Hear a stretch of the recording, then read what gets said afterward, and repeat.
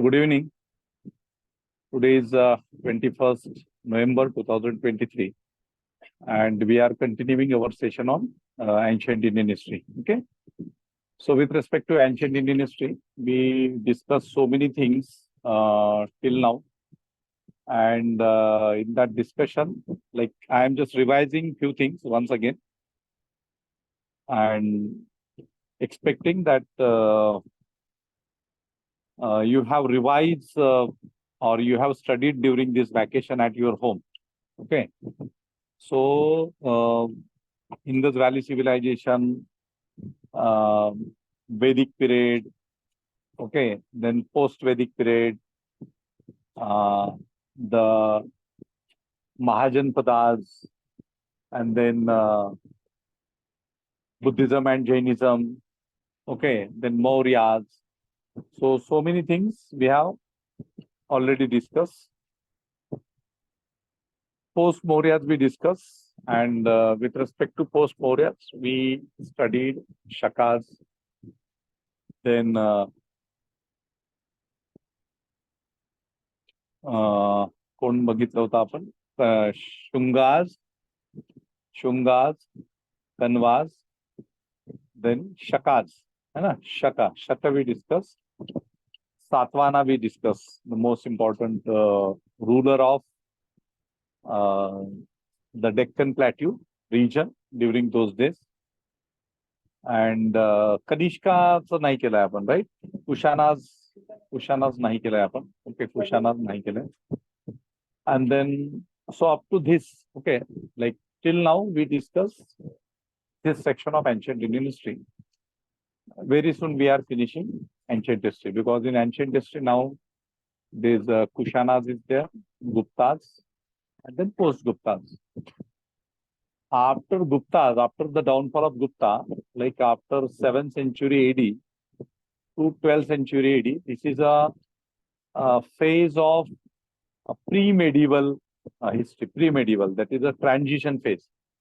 Like you are transforming from ancient to medieval. So this is a phase of transformation, ancient to medieval. Okay. So with respect to that ancient to medieval, whatever notes I have given, so in earlier batches I have dictated in detail about so many dynasties of the pre-medieval period. Okay, North Indian dynasties, South Indian dynasties. So everything is given in the notes. Okay, so I am not going to dictate anything, because dictation will consume maximum time. So instead of this, so right now also we are doing the same thing. Instead of giving dictations, I am discussing the things. So discussion केल्यामुळे तुमचा वेळ वाचेल. नाहीतर ते dictations देत बसलो तर खूप वेळ लागेल त्याला. Okay, so that's why we are providing class notes, whatever we have discussed and dictated in earlier batches. तर तेच तुम्हाला मी देतोय, त्याच्यामुळे तुमचा टाइम सेव्ह होईल. So in notes in ancient section, there are copies of medieval section also, so you can go through those notes. And these notes are class notes, and that's why these class notes are important. Okay, because in examination, direct examination, you will definitely find questions associated with this information. Okay, if you are reading notes thoroughly and along with extra readings from NCERT and whatever discussion we are doing during classes, so you would definitely find many questions related to ancient, medieval, modern, and then rest of the sections through our notes. तर त्याच्यामधून येतात question. जसं आता सरांनी तुमचं constitution घेतलं, तर in constitution he practiced so many questions also, right? So that practice is important. Okay, that mind, okay, thought process, thinking process, how to think on different topics. Okay, so he covered so many topics. So that discussion, those PDF we have sent you, and then M. Lakshmikant, that is one very important book. Along with M. Lakshmikant for polity section, if you want, you can go through M. Piley. M. Piley is one reference book for polity section, M. Piley. So that is important book. Then there are other books also, but you don't need to go through so many sources. You can focus on that M. Piley and Lakshmikant and whatever discussion happen in classes. Okay, so we are not we are not providing like extra notes that M. Lakshmikant M. Paili that you can consider as a notes, because we have emphasized in classroom discussion. So that classroom discussion is more important. ठीक आहे, तर या नोट्सचा पण तसाच तुम्हाला फायदा होईल. Now, whatever we discussed till now, so with respect to that, you should have this very important approach in your mind that in examination with respect to history section, you should have very clear-cut idea about the sequence, right? So sequence of the events. Okay, so prehistory, IBC, Vedic period, okay, and then other things. So sequence is important. Whenever you are attending questions in examination, so in examination, few questions, suppose 1 or 2 questions, you can identify the answer of those questions only on the basis of chronology or sequence. But for that, you should have a very clear-cut idea about the chronology or the sequence. म्हणजे event कसे कसे झाले, हा event म्हणजे ही गोष्ट पहिले, दुसरी, तिसरी. So if you are remembering the things in history specifically, phase wise, so you can definitely answer your question. So sometimes it may happen that you are not aware about the event, but you are aware about the chronology. So only on the basis of that knowledge, you can easily identify answer to question. Okay, so sequence-based questions are there. Chronology, sequence-based questions are there. Event, one event, second event, third event, fourth event. Okay, so that event you need to understand. That sequence you need to understand.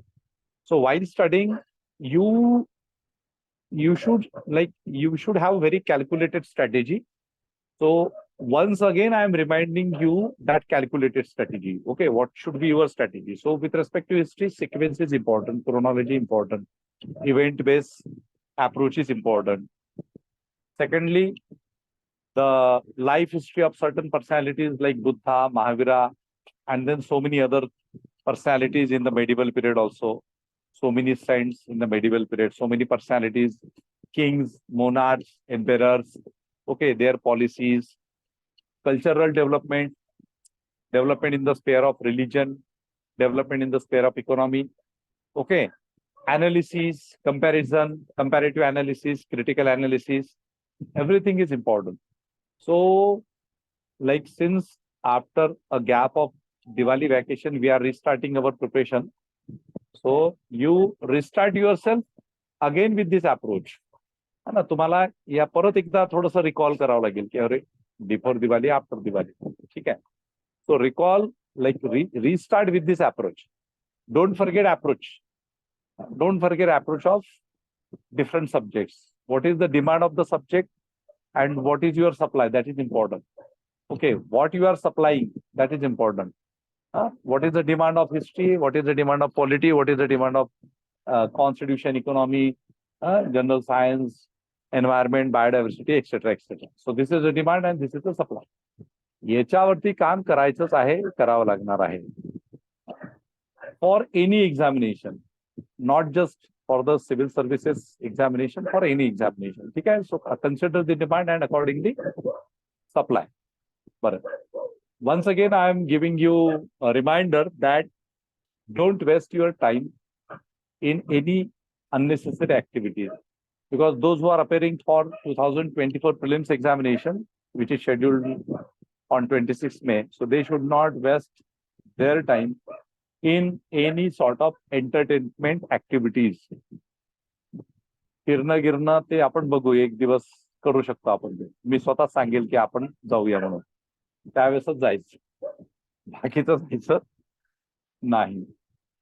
सण घेणं आता झाले बंद. आता दिवाळी संपला, मोठा सण झाला, आता फटाके फोडले लोकांनी, आता कुठलेच सण नाही आहेत. हा है ना, म्हणजे असतील समजा तर ते खाऊन पिऊन राहायचं फक्त, बाकीचं काहीच करायचं नाही.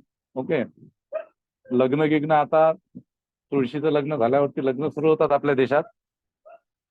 ओके, तर तुमचं लग्न असेल तेव्हाच अटेंड करायचं, बाकीच्यांच्या लग्नात जायचं नाही. हा, अमिषा बरोबर ना? हा, बर्थडे वगैरे झाला ना आता? हा झाला, अमिषाचा बर्थडे झाला अमिषाकडे. तर लांब कुठे जायचं नाही, इथे बाजूच्या रूम मध्ये कोणाचा बर्थडे असेल तरच जाऊन यायचं. बाजूच्या बिल्डिंग मध्ये पण जायचं नाही. बाजूच्या घरात असेल इमिजिएट तर जायचं. ठीक आहे. तर म्हणजे these are the instructions once again I am giving for those candidates who are aspiring for 2024 examinations. 2025 वाल्यांना थोडंसं कन्सेशन आहे, जास्त कन्सेशन घ्यायचं नाही. ठीक आहे, थोडंसं कन्सेशन आहे, थोडंसं रिलॅक्सेशन आहे.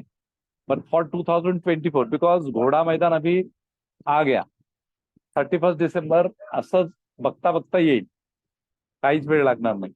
आणि नंतरचे जे 5 महिने जे आहेत, ऑलमोस्ट 5ही महिने नाही, ते जायला काही वेळ लागणार नाही. त्याच्यामुळे खूप अग्रेसिव्हली प्रिपरेशन करायची आहे. Okay, and still you are having scope to qualify prelims examination. फेब्रुवारी नंतर जर तुम्ही अग्रेसिव्हनेस दाखवला तर तुमचे चान्सेस कमी होतात. आणि जर मार्च मध्ये जर दाखवलं एप्रिलमध्ये तर मग तर ते 2025च असतं कार्यक्रम. त्याच्यामुळे अग्रेसिव्हनेस आता दाखवावं लागेल आपल्याला, आता. ठीक आहे, आता आपल्याला ते म्हणजे काय म्हणतात त्याला की once again start thinking. Okay, think about your strategy, think about approach, identify how much time you are investing in preparation and how much time you are wasting unnecessarily. 2 गोष्टींवरती रोज विचार करायचा. मॉर्निंग टू इव्हिनिंग म्हणजे morning to night. Okay, सकाळी उठला आणि रात्री झोपायचं. सकाळी उठल्यापासून रात्री झोपेपर्यंत किती टाइम इन्व्हेस्ट केला आणि किती टाइम वेस्ट केला, 2च गोष्टी तुमच्या करिअरशी असोसिएटेड आहे. एक आहे investment in studies and second is wastage of time. बरोबर. हा, लाईफशी असोसिएटेड 2च गोष्टी असतात. एक असते अटॅचमेंट आणि दुसरी असते डिटॅचमेंट. माहिती आहे का तुम्हाला ही गोष्ट? एक असते अटॅचमेंट आणि दुसरी असते डिटॅचमेंट. तसं करिअरशी असोसिएटेड 2च गोष्टी आहेत, investment in studies and wastage of time. So if you are investing your more time in studies, then eventually you are going to get positive results out of that. If you are wasting, then you are boring the same. Like what will happen की एक attempt दिला, 2 attempt दिला, तिसरा attempt दिला, संपला विषय. तिसऱ्या attempt पर्यंत येता येता गाडी पंक्चर होऊन जाते आपली.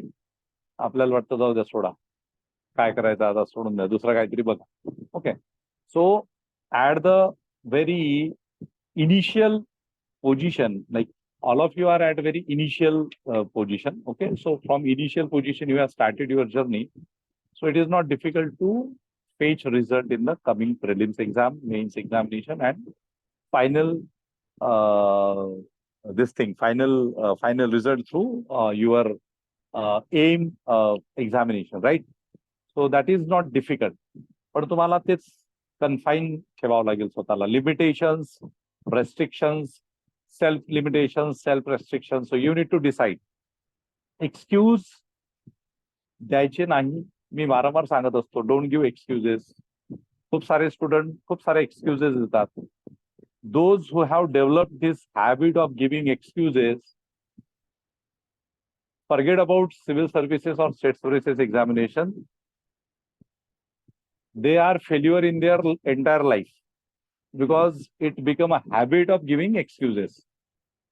ठीक आहे, मी रस्त्याने जात होतो, मी पहिला आलो असतो धावण्याच्या शर्यतीमध्ये, पण मध्येच मांजर आडवी गेली, त्याच्यामुळे मला रस्ता बदलावा लागला, है ना. असं म्हणजे असं मी इंटरव्ह्यूला जात होतो, जायचा दिवस होता, परंतु काय झालं, पाणीच गेलं आमच्या घरचं, त्याच्यामुळे आंघोळच नाही झाली. मग बाबा बिना आंघोळीचा इंटरव्ह्यूला कसं जाऊ, गेलोच नाही. हे काय झालं, एक्सक्युजेस. हा, सो हे एक्सक्युजेस, हा, खूप सारे एक्सक्युजेस देतात. म्हणजे तुम्ही पण आयडेंटिफाय करा की तुम्ही किती एक्सक्युजेस देता. Okay, so straight forwardly I am telling you, don't give excuses. मी सांगतो क्लासमध्ये या, लेक्चर्सला या, तर सर आज डोक्याचा हा भाग दुखत होता, मग उद्या सर डोक्याचा हा भाग दुखत होता, मग ये छोटा मगज में दर्द हो रहा था, झालं, म्हणजे डोकंच खराब आहे आपलं. मग डाव्या पायाचा उजवा अंगठा दुखत होता, उजव्या पायाचा मधला अंगठा दुखत होता, असा. मग बाई माझी कंबर लचकली, हे सगळे एक्सक्युजेस. म्हणजे आता खरंच दुखणं असतं की नसतं मोठा प्रश्न आहे. बरं असलं तर चांगलीच गोष्ट आहे म्हणा, म्हणजे ते जेन्युइन रिझन आहे, मी समजू शकतो. पण ते नेहमीच तब्येत कशी खराब होते हाही मोठा प्रश्न आहे. प्रत्येक आठवड्यात जर तब्येत खराब होत असली तर मग ओव्हरऑल तुम्हाला थारोली सगळं इथून पासून तर इथपर्यंत सगळं चेकअप करावं लागेल. बरोबर ना? हे नेहमी शक्य नाही ना, प्रत्येक आठवड्यात प्रत्येक महिन्यात 8 दिवस आराम, असं नाही. And if you are having that problem, so it is genuine advise to do your thorough checkup. Normally 40 नंतर थारोली चेकअप करायचं असते, कारण तेव्हा रिस्क वाढलेली असते बऱ्यापैकी. पण before that there is no need, कारण तुम्ही यंग असता. आता एवढ्या यंग एज मध्ये आजकाल हायब्रिडायझेशनचं युग आहे. हायब्रिड खाता खाता, फर्टिलायझर खाता खाता माणसाची तब्येत 15व्या 16व्या वर्षीच बिघडायला लागली. So that is another thing. But ultimately you need to take efforts on your health also. If you are having health problem, regular health problem, then you need to take efforts on your health also, की नेमका काय problem आहे. कारण कसं आहे, आता एक स्टुडंटचा माझ्या फोन आला होता, दिल्लीला असतो तो सध्या. तर म्हणे मेन्सच्या दिवशी ऑप्शनलच्या सेकंड पेपरमध्ये मला चक्कर आली म्हणे, मी सेकंड पेपरच लिहू शकलो नाही म्हणे, फक्त 45 मिनिटं लिहिला म्हणे, म्हणजे गेली मेन्स या वर्षी. लक्षात आलं का? He is a student who is taking regular guidance from me, right? Problem झाला. म्हणजे कसं की you should be physically mentally fit. You need to maintain your personality in such a manner. जर तुम्ही 10-12 तास अभ्यास करत असाल तर तुम्हाला फिजिकली मेंटली फिट असणं गरजेचं आहे. बीपी वाढतं का, शुगरचा काही इश्यू आहे का, चक्कर येते का, हे सगळं that is important. Okay. And if you are having genuine problem, then my advice is to do your thorough checkup. That is important. ते आहे. ओके. म्हणजे प्रत्येक वेळेस विद्यार्थी एक्सक्युजेस देतात असं मी म्हणत नाही, पण जर प्रॉब्लेम असेल तर आपण तेवढी काळजी घेतली पाहिजे, because your health is first. मग बाकीचं आहे. समजलं? तर असा कोणाचा इश्यू असेल तर you medical advise is there. Okay. And you need to do your thorough checkup and take a proper treatment from the doctors, असं जर काही असेल तर. पण तसं काही नसेल तर मग एक्सक्युजेस द्यायचे नाही, तब्येत वगैरे वगैरेचे एक्सक्युजेस द्यायचे नाही. कारण कसं होतं की अल्टिमेटली तुमची प्रिलिम्सच्या आधी किंवा तुमच्या एक्झामच्या आधी एवढी तब्येत खराब होईल, कारण मग इकडून हिस्ट्री, तिकडून जॉग्राफी, तिकडून इकॉनॉमी, कॉन्स्टिट्यूशन, हे ते सीसॅट विसॅट सगळं एकाच वेळेस डोक्यावरती आलं की मग प्रॉब्लेमच प्रॉब्लेम आहे. मग तर मग क्या करू क्या नाक करू वाला प्रॉब्लेम असतो तो, राईट? हे करायचं की ते करायचं, एकही धड होत नाही. मग म्हणून कसं आहे की डोंट गिव्ह एक्सक्युजेस. म्हणजे सगळ्यात महत्वाचं आहे की सी, तुम्ही इतरांना फसवणं एक वेळ जमू शकतं, पण स्वतःला कशाला फसवायचं?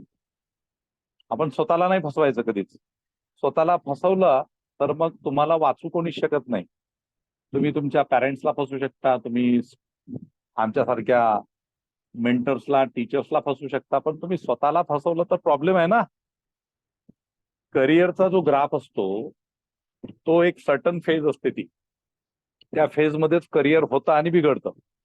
त्याच्यानंतर मग माणूस ऑक्सिजनवरती जातो, ऑक्सिजनवरून व्हेंटिलेटरवरती जातो, आणि तिकडे गेला की मग डायरेक्टली तिकडे नाही झालं की मग आहे प्रायव्हेट जॉब जिंदाबाद.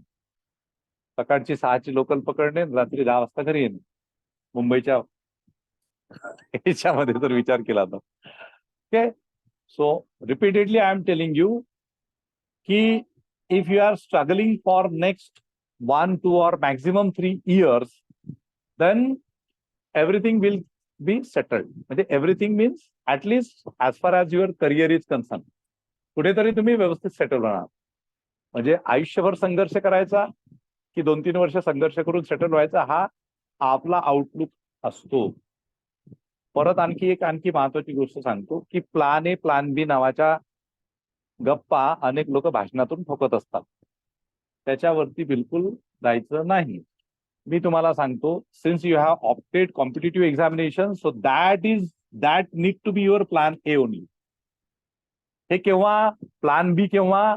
जर तुम्ही खूप एफर्ट्स घेतले आणि 2-3 वर्षाच्या एफर्ट्स मध्ये तुम्हाला सक्सेस नाही मिळाला, तर 3 वर्षानंतर तुम्ही प्लॅन बी वरती स्विच करा. डायरेक्टली मी स्वतः सांगतो की नाही करायचं, दुसरीकडे करायचं. पण तोपर्यंत plan A, plan A, plan H तोच झाला पाहिजे. ओके, डंके की चोट पे, हा, आणि काळ्या दगडावरची पांढरी रेष. समजलं? हा ऍटिट्यूड इथे दाखवायचा आपला अभ्यासामध्ये. फालतूचा ऍटिट्यूड काही कामाचा नाहीये, अननेसेसरी, राईट? हा. So basically, you should have this aggressive policy with respect to your preparation.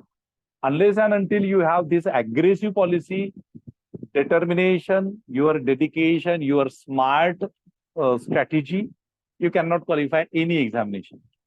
And examination is at all examination, like qualifying examination, that is ultimately related to your strategical and professional approach. So त्या अप्रोचनी गेलं तरच ते मिळणार आहे. ठीक आहे. खूप difficult आहे, डोक्यातून काढून टाका. बहुत इझी है, ये भी दिमाग से निकाल दो. प्रयत्न व्यवस्थित केले तर आपण होणार आहोत, हेच फक्त याच्या गोष्टीवरती विश्वास ठेवायचा, है ना. ऑस्ट्रेलियाच्या क्रिकेटपटूंनी जर त्यांच्या देशात, म्हणजे बघा, ते त्यांच्या देशात होम होमन करून आले नाही, आणि भारतात सगळ्या इंडियन क्रिकेट टीमसाठी होम होमन केले लोकांनी. दुधाचा अभिषेक काय केला, नारळ काय फोडले, दुनियाभराचे काय काय काय काय केले या गोष्टी. शेवटी जिंकले ते बाहेरून आलेले लोक जिंकले की नाही, है ना. तर म्हणजे स्ट्रॅटेजी, प्रोफेशनल अप्रोच, त्यांनी टॉस जिंकली आणि डिसिजन काय घेतला, फिल्डिंग करायचा, है ना. बॉलिंग, फिल्डिंग करायचं, बॅटिंगचा डिसिजन नाही घेतला. स्ट्रॅटेजीचा भाग आहे तो, that is a part and parcel of strategy. And collective efforts. We have started group discussion. What is that? Collective efforts. Collective. Pass एकट्याला नाही करायचं आपल्याला, सगळे जण आले पाहिजे. एखादा जर आपल्यापेक्षा वाटतो आपल्याला एखादा आपला मित्र कमकुवत आहे, अंडरस्टँडिंग नाही होत, तो पण कसा सोबत आला पाहिजे आपल्या. मसुरीला, हैदराबादला, नागपूरच्या एनईडीटी मध्ये कसे आले पाहिजे सोबत आपले सगळे fellow students. That is collective efforts. Okay, collectivism, संघटन में शक्ती आहे की नाही, आपण म्हणतो संघटन में शक्ती आहे. So that is important. तो कलेक्टिव्हनेस पण तुमच्या डोक्यात असू द्या की each and every student of Sambodhi career academy should qualify UPSC और whatever other examination. Collective spirit is important. तो कलेक्टिव्ह स्पिरिट होता म्हणून ते ऑस्ट्रेलियावाले जिंकले. यांच्यामध्ये पण तो कलेक्टिव्ह स्पिरिट होता, बट फेल्युअर ऑफ स्ट्रॅटेजी, काहीतरी लॅकिंग झालं. बाकी चमत्कार गिमत्कार कुठेच होत नसतात, लक्षात ठेवायचे. ओके, चमत्कार गिमत्कार होत नसतात. आपले एफर्ट्स, प्रॉपर एफर्ट्स असले तर आपण क्वालिफाय होतो, तर आपण यशस्वी होतो. बाकीच्या चमत्कार वगैरे ह्या फालतू गोष्टी आहेत, सायंटिफिकली प्रूव्ह नाही आहेत त्या. ओके, त्याच्यामुळे तुम्ही सगळे सायन्स शिकणारे विद्यार्थी आहात, तर develop, nurture scientific approach, scientific aptitude. Fundamental duties मधली एक ड्युटी आहे ती आपली, है ना. तर त्याच्यामुळे तुम्ही युपीएससी किंवा बाकीच्या एक्झाम्स क्वालिफाय करण्यासाठी हे जे बाकीच्या लोकांनी त्या संडेला केलं तसलं काही भानगडी करू नका, काहीच फरक त्याच्यातून पडणार नाही, राईट. अभ्यास अभ्यास अभ्यास. ठीक आहे, चलो. So restarting. So in last session we discuss up to Shakal. Okay, so with respect to Shakal, what we discussed, that founder of the Shakals. Who was the founder of the Shakals? Mouse. Okay, Mouse or Bogas name. And I have told you that Shakals, okay, they introduced a coin. That coin consisted of the images of Buddha and the Shiva. Related to that, we discussed that as such, the people belong to this dynasty. They arrived to India from the central part of Asia. Okay. And what is the date? I have told you. Which tenure, which period? BC to AD. BC to AD ki AD? हा, त्याच्या आधीचा कुठला होता? त्याच्या आधीचा कुठला होता?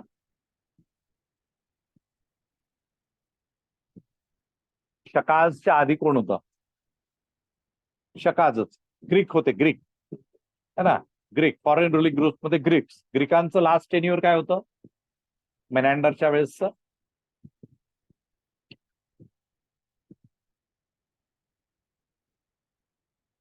Anyway, so BC to AD this is basically a tenure, right. त्या दरम्यान ते लोक होते.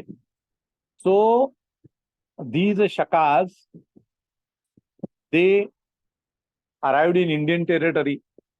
Because of the Ashoka, Buddhism flourished into different destinations in and around the India, and that's why they were already in touch with Buddhism. They were already under the influence of Buddhism. Okay, Shakas. And I have told you that the word Shiva is important word in the Buddhist literature. Okay. तर ते पण मी तुम्हाला सांगितलं होतं analysis. Because by that time in India there was no as such establishment of the Shaivism or Vaishnavism. Shaivism किंवा वैष्णविझमचा कुठलंही establishment भारतामध्ये झालेलं नव्हतं. सो इट मीन्स दॅट की this Shiva is nothing but a personality which was associated with the Buddhism. Okay. And that's why you can find on that coins the images of the Shiva and the Buddha. ठीक आहे. आता याच्यामध्ये last आपण काय घेतलं होतं? Last personality last we discuss Rudradaman. Rudradaman. Okay. So with respect to Rudradaman, Rudradaman's Junagadh inscription is very important, right? Rudradaman's Junagadh inscription is very important. With respect to Rudradaman's inscription, there is a possibility of questions. In many examinations, there is a possibility of questions on Rudradaman's inscription. And that Junagadh inscription is not just associated with the Shaka ruler Rudradaman, but started from the time of Chandragupta Maurya, then Ashoka, then Rudradaman, and then finally Skandagupta. Gupta ruler Skandagupta. ठीक आहे. तर असं त्याचं ते हे आहे. तर Rudradaman's inscription is important. And then the story associated with that inscription story that is associated with lake, Sudarshana lake. Okay, Sudarshan lake. So the story associated with the Sudarshana lake. तर ते तुम्ही बघून घ्या. ते that already we have discussed and everything is now given in notes. Okay, ज्यांच्याकडे त्या notes आहेत त्याच्यामध्ये ते सगळं दिलेलं आहे. ठीक आहे. So that Rudradaman's Junagadh inscription is important. All rulers associated with the Junagadh inscription are important. Story of the Sudarshana lake, that is also important. Persons during Chandragupta Maurya's time, persons during Ashoka's time. Okay, all persons are important. बरेचसे नाव आहेत त्याचे associated. All those persons are important. ठीक आहे. आता त्याच्यानंतर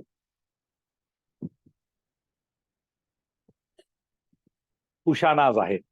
Okay, after that, the another dynasty is Kushanas.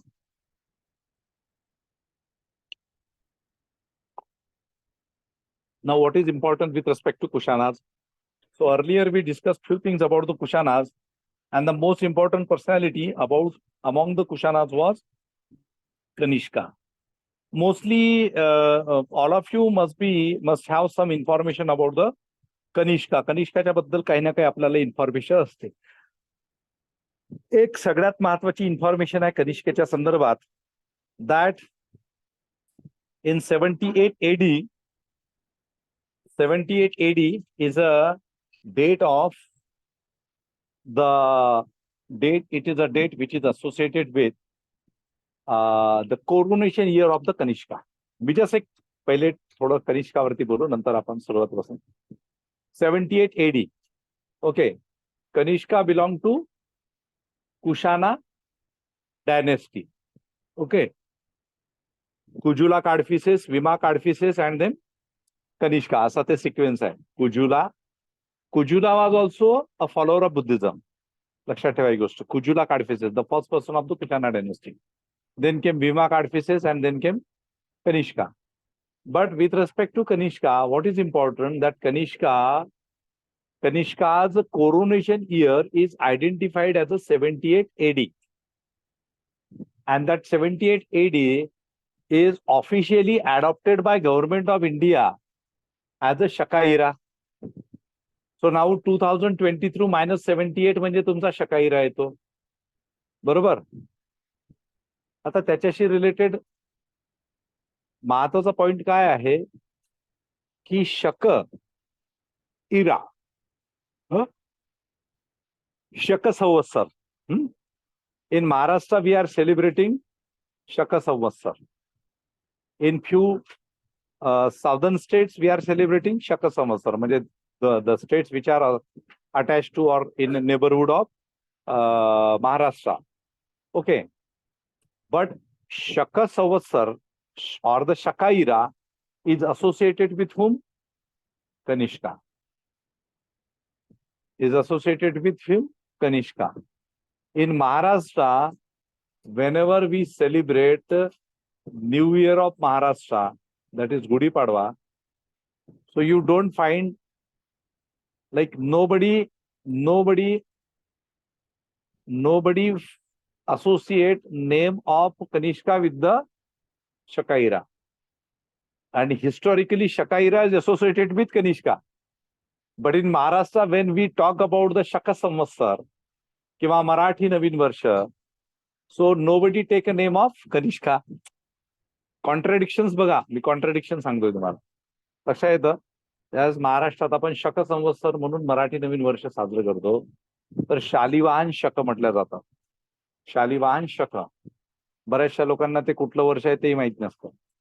आणि ज्यावेळेस शक संवत्सर ऑफिशियली आपण म्हणतो तर ते कोणाशी असोसिएटेड आहे? कनिष्काशी. पण महाराष्ट्र आणि आजूबाजूचे जे राज्य आहेत साऊथ, तिथे ज्यावेळेस शक संवत्सर किंवा नवीन वर्ष, मराठी नवीन वर्ष हे तेलुगू लोकांचं नवीन वर्ष असं घेतलं जातं, तर तिथे कनिष्काचं नाव दिसत नाही. भलतच काहीतरी तिकडे इतिहास दिसतो. पण ऍक्च्युअली इतिहासामध्ये काय आहे की it was a year of the coronation of the Kanishka. It was a year 78 AD is a year of the coronation of the Kanishka. Kanishka got coronated on that year, okay, in 78 AD. And then afterwards, Government of India adopted that era as a Shaka era. That is an official year, okay. म्हणजे तुम्हाला calculate करायचं असेल 2023 मधून 78 काढायचं, पुढच्या वर्षी 2024 मधून 78 minus करायचं, तुमचा काय येतो? शक संवत्सर. And we are using both the calendars. म्हणजे on the platform of the government, suppose if you are finding some notification by the central government, so they are giving 21st November 2023 means Shake so and so so and so. म्हणजे 2023 च्या ऐवजी तिथे 1900 किती येतं? 45 येतं. 78 minus केलं तर 2023 मधून 78 मायनस केलं तर किती येतं? जे असेल ते. ठीक आहे. So anyway, so now Kushanas. Okay, I am just discussing Kushanas. So basically, before Kushanas, there was another one dynasty, and that dynasty was Pahlavas or Parthians. Okay, and these Pahlavas or Parthians, they are like they arrived in India in 5th century AD. Okay, 5th century AD. यहाँ थोडंसं हे झालं पाहिजे.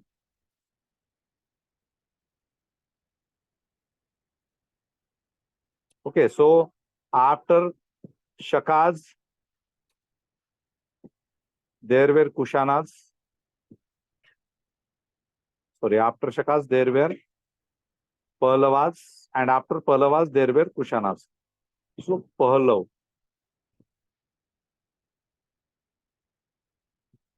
Pahlavs or another name is Parthian.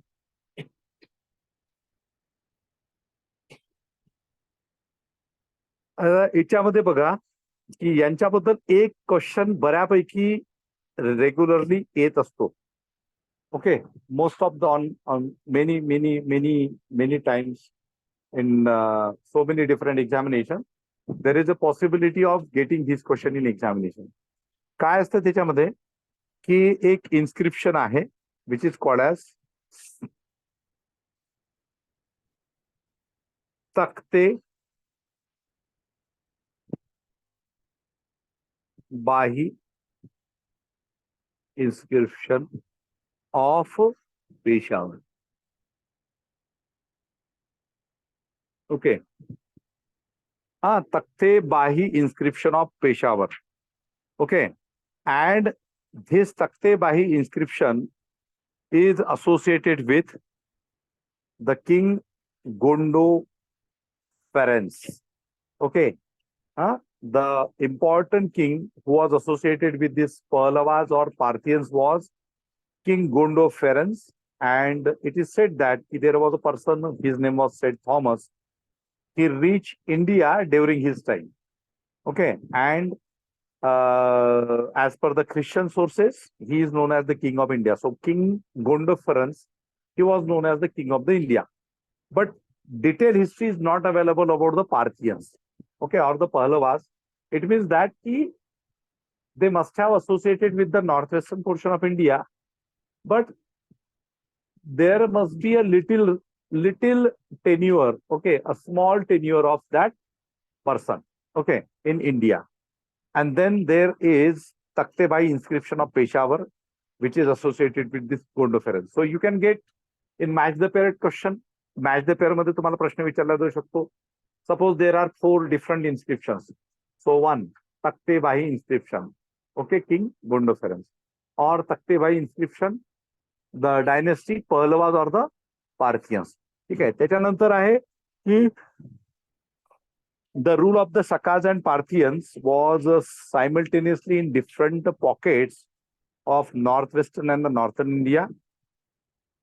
And there are another king, okay, Abdagases, okay, Abdagases as a successor of Gondo Ferenc, okay.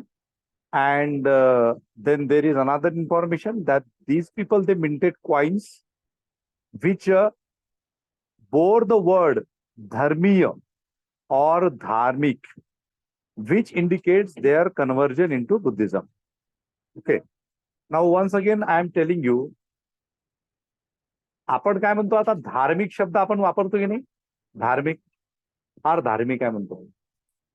तो फार धार्मिक आहे कारण काय की रोज घंटी वाजवतो तो, रोज मेणबत्ती उदबत्ती फुलं गिलं रोज उपास करतो. अरे बाबा ती बाई फारच धार्मिक आहे का, तर ती 7 दिवस रोज उपास करते, ती एकही टाइम जेवत नाही.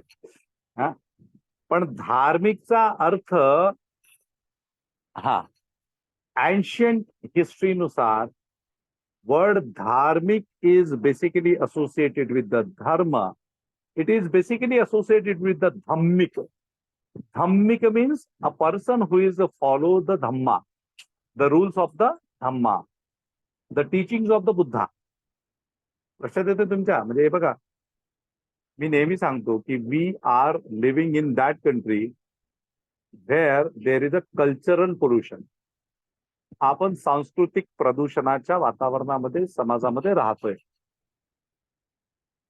हे तुम्हाला प्रत्येक ठिकाणी आढळेल. म्हणजे you can not deny if you are a person having curiosity, okay, having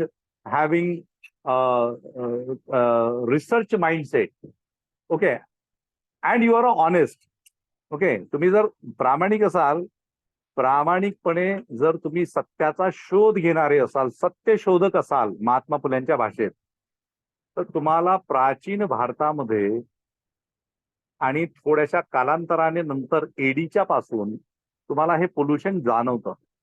okay, means transformation of so many things which were associated with the Buddhism into Brahmanical identity. Okay, into Brahmanical identity. So word धार्मिक is associated with that only. संस्कृतचा प्रभाव वाढायला लागला होता कालांतराने, आणि त्याच्यामध्ये मग ते पालीतले शब्द हे संस्कृतच्या प्रभावाखाली आले, किंवा त्याचं आपण असं म्हणू की ट्रान्सफॉर्मेशन झालं, कल्चरल पोल्युशनची फेज सुरू झाली. अँड देन वर्ड धम्मिक converted into dharmic. But still, these people, dharmiya and or dharmic, okay, dharmic, and their connection associated with the Buddhism. So even the people, there was a question earlier also I have told you, there was a question in UPSC examination that why most of the following foreign ruling groups, those who are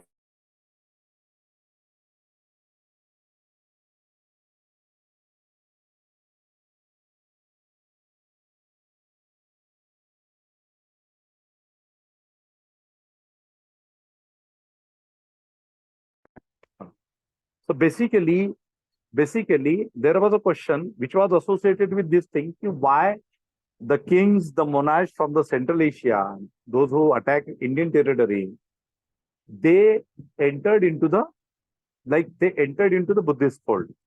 हा प्रश्न होता. तर त्याचे दोन कारण आहेत. First, that they were already associated with the Buddhism, okay, because of the promotion of the Buddhism during the period of Mauryas. Okay. Later on, when they arrived in India, so that time, with respect to Vedic religion, there was a problem. काय problem होता? कि बाबा, if they enter into the Brahmanical fold, what would be their recognition? Brahmins, Kshatriyas, Vaishyas की शूद्रास. समजा, म्हणजे जर समजा आता एखाद्या माणसानी त्याचा धर्म जर चेंज करून आताच्या काळामध्ये जर म्हटलं की बाबा मला म्हणजे एखाद्या कुठल्या तरी दुसऱ्या धर्माच्या लोकांनी म्हटलं की मला आताच्या म्हणजे त्यावेळेसचं ब्रॅह्मनिकल रिलिजन म्हणू आपण, वेदिक रिलिजन, ज्याच्यामध्ये वर्ण सिस्टीम होती, जाती व्यवस्था होती, आणि आताचं त्याचं नाव हिंदुइझम. त्यांनी जर म्हटलं की मुस्लिम मधून मला, तो उच्च कोटीचा मुस्लिम असेल समजा, अप्पर कास्ट मुस्लिम असेल, त्यांनी जर म्हटलं की मला हिंदू बनायचं आहे, मग प्रश्न उभा राहतो की तो त्या हिंदू फोल्ड मधला तो नेमका कुठल्या कास्टमध्ये येणार, प्रश्न आहे की नाही. तसंच त्यावेळेस प्रश्न होता तो, if they are arriving into Indian social system, so if they are accepting the Brahmanical fold, then what would be their recognition? As a Brahmin, as a Kshatriya, as a Vaishya, or as a Shudra, or as a Atishudra? So the answer to their question was Buddhism. Because in Buddhism, there was no Varna and no caste system. Okay, so straightforwardly, they accepted Buddhism. And already they were associated with Buddhism.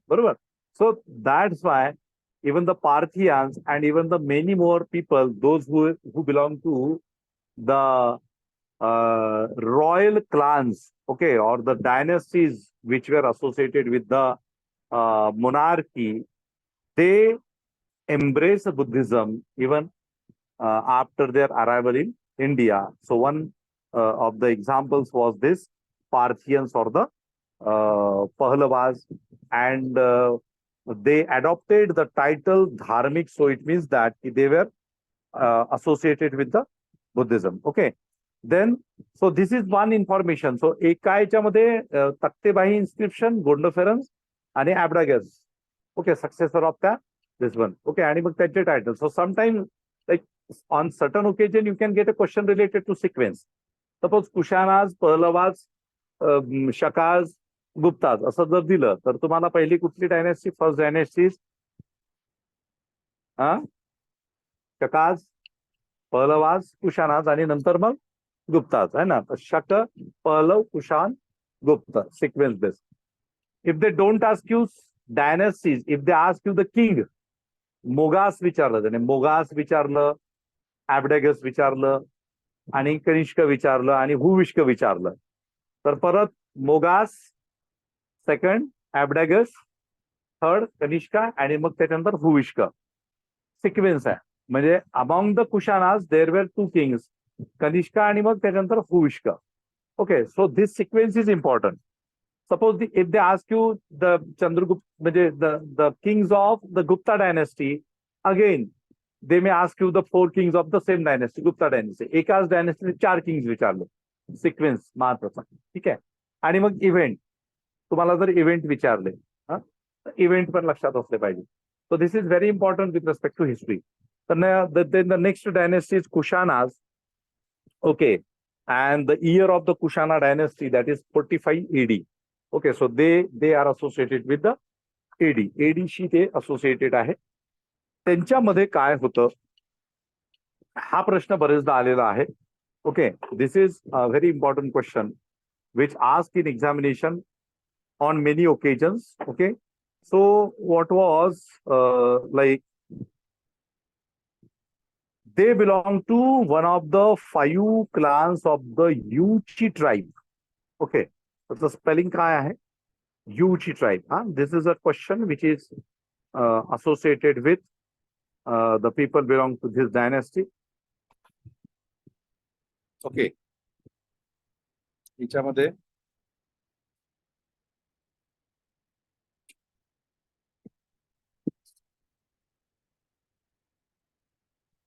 Yuchi tribe. YUECHI, Yuchi tribe. Now keep in mind once again, all these persons, all these dynasties of the Central Asia, they were basically tribals. म्हणजे संपूर्ण जगभरामध्ये ट्राईबच आहेत. म्हणजे आपण basically कसं की माणसाच्या टोळ्या निर्माण झाल्या, तर माणूस हा बेसिकली ट्राईबच आहे. आता मॉडर्न टाइम्स मध्ये आपण हा ट्राईब तो ट्राईब असं म्हणतो, पण बेसिकली ऑल आर ट्राईब. तर आंदोलन करायची असतील सगळ्यांनी तर ट्रायबल स्टेटस साठी करा. त्याच्यासाठी इतिहास असं की बाबा आम्ही मूळ माकडापासून सगळेजण इव्हॉल्व्ह झाले तर सगळे समान आहे ना. हा काय रिझर्वेशन पाहिजे असेल तर बाबा ट्रायबलचं रिझर्वेशन, बरोबर ना लता? हा ठीक आहे. तर ट्रायबलच्या रिझर्वेशन साठी सगळ्यांनी आंदोलन करायचे आणि मग त्याच्यासाठी पुरावे द्यायचे की आमचे जे पूर्वज होते ते आधी झाडावरती राहायचे, वरत्या झाडावरती राहायचे, जंगलात राहायचे, एका झाडावरून दुसऱ्या झाडावरती उड्या मारायचे. कालांतराने ते उड्या मारणं थांबलं आणि म्हणून आम्ही हळूहळू माणसात आलो. हा आहे की नाही? हळूहळू माणसात आलो म्हणून आमचं मग माणसात मध्ये भेद निर्माण झाले. पण बेसिकली सगळ्यांचा होमोसॅपियन्स सॅपियन्स सगळ्यांचे रूट्स तिथेच आहेत, आहे की नाही? चला anyway, so they belong to Yuchi tribe and the first king was Kujula Kadphises. आता यांचे नाव थोडे विचित्र आहे. बघा यांची नावं कशी आहे. First was Kujula Kadphises. Kadphises, Kadiphises, Kadiphises. Kujula Kadiphises, and his reign was in the Kabul Kashmir region. Okay, so यांचा जो region होता या कुजुलाचा, it was Kabul, okay, and the Kashmir. This was his region, right? And he issued copper coins. He adopted the title of Maharaj. हे title पण खतरनाक आहे बरं, Maharaj. Maharaj, okay, Maharaj. त्याच्यानंतर महंत titles sometimes, and Maharajadhiraj. Okay, बघा आता महाराज, देन महंत आणि महाराजाधिराज. So when it comes to, this is a transformation from Maharaj to Maharajadhiraj. Maharaj to Maharajadhiraj. It means that initially he was a Maharaj. Later on he became a Maharajadhiraj. Maharajadhiraj म्हणजे काय तर महाराजांचा महाराज म्हणू शकतो त्याला, म्हणजे मोठा. जे पहिले तो छोटा किंग होता, पहिले तो नगरसेवक होता, नगरसेवकाचा आमदार झाला, आमदाराचा खासदार झाला, खासदाराचा स्टेट मिनिस्टर झाला, स्टेट मिनिस्टरचा चीफ मिनिस्टर, नंतर कॅबिनेट मिनिस्टर, आणि नंतर एके दिवशी तो प्रधानमंत्री झाला, है ना. असं स्टोरी असते ती. तर तसंच हे महाराज, मग त्यांनी 2-4 इकडले तिकडले आणखी जमा केले असतील प्रांत वगैरे, provinces. Okay, and then he become महाराजाधिराज. ओके, तो महाराजाधिराज, राईट. सो महत्वाचे टायटल्स आहेत. अँड कॉपर कॉइन्स होते. ठीक आहे. त्याच्यानंतर त्याचे जे कॉइन्स होते, again on on those coins there were words धर्मतीदास अँड धर्मस्थीत. What were the words? See पहलवाजवाल्यांनी पण धार्मिक टायटल घेतलं, धार्मीय घेतलं. What was the title of this fellow? धर्माथिदास. ओके. धर्मस्थीत. धर्माथिदास. धर्माथिदास. धर्मस्थीत. धर्मस्थितचा अर्थ तुम्हाला इमिजिएटली माहिती पडेल. धर्मस्थित म्हणजे जो धर्मामध्ये स्थित आहे, जे तो एस्टॅब्लिश झाला. आणि धर्माथिदास म्हणजे काय? A person who is a Das म्हणजे काय? स्लेव किंवा त्याचा फॉलोअर आहे.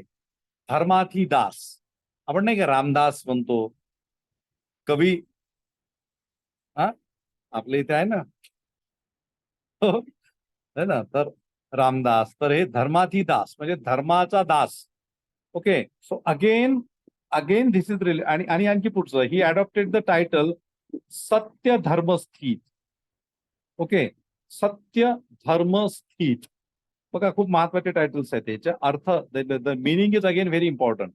ओके. सत्य धर्मस्थित. And on the basis of his title, it is identified that Kujula Kadphises, who is considered as the founder of the Kushana dynasty, he was either a Buddhist or a Shaiva. Shaiva. But once again, the Shaivism was not an established religion in India during that time. म्हणजे तो भारतातच establish नव्हता, तर forget about the central Asia. मध्य आशियामध्ये तो नव्हताच.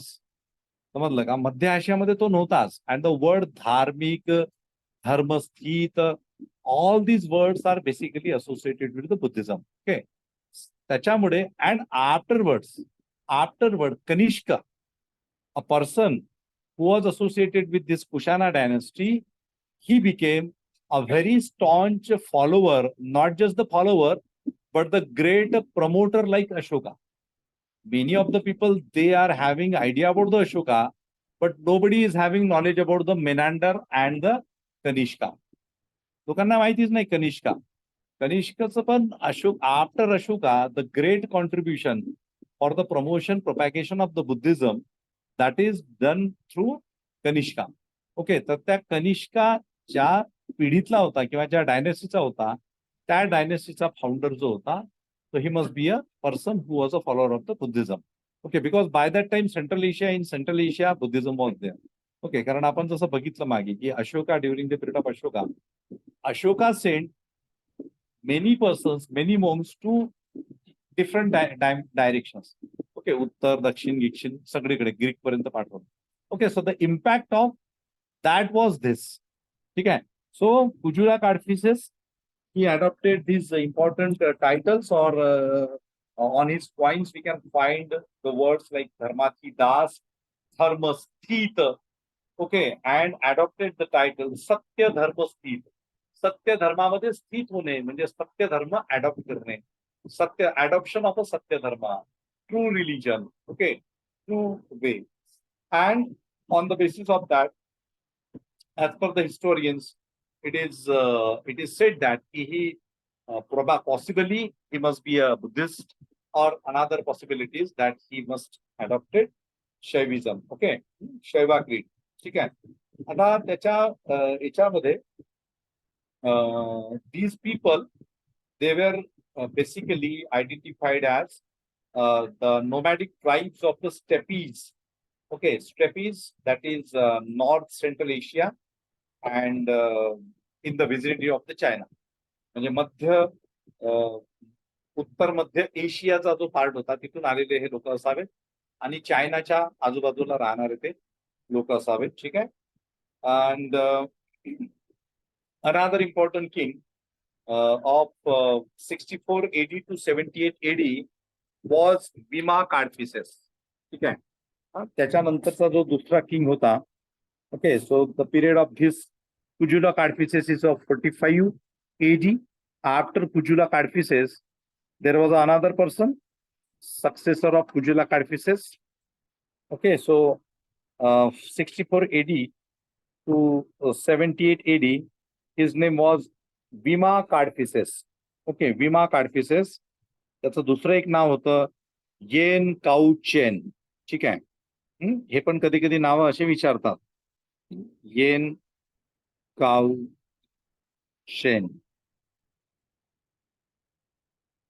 आणि नंतर काय झालं माहितीये का तुम्हाला, मध्ययुगीन भारतामध्ये काय झालं, मेडिवल पिरियड मध्ये all these central Asian tribes later on embrace Islam. Most of the tribes, जसं आता मंगोलिया आहे.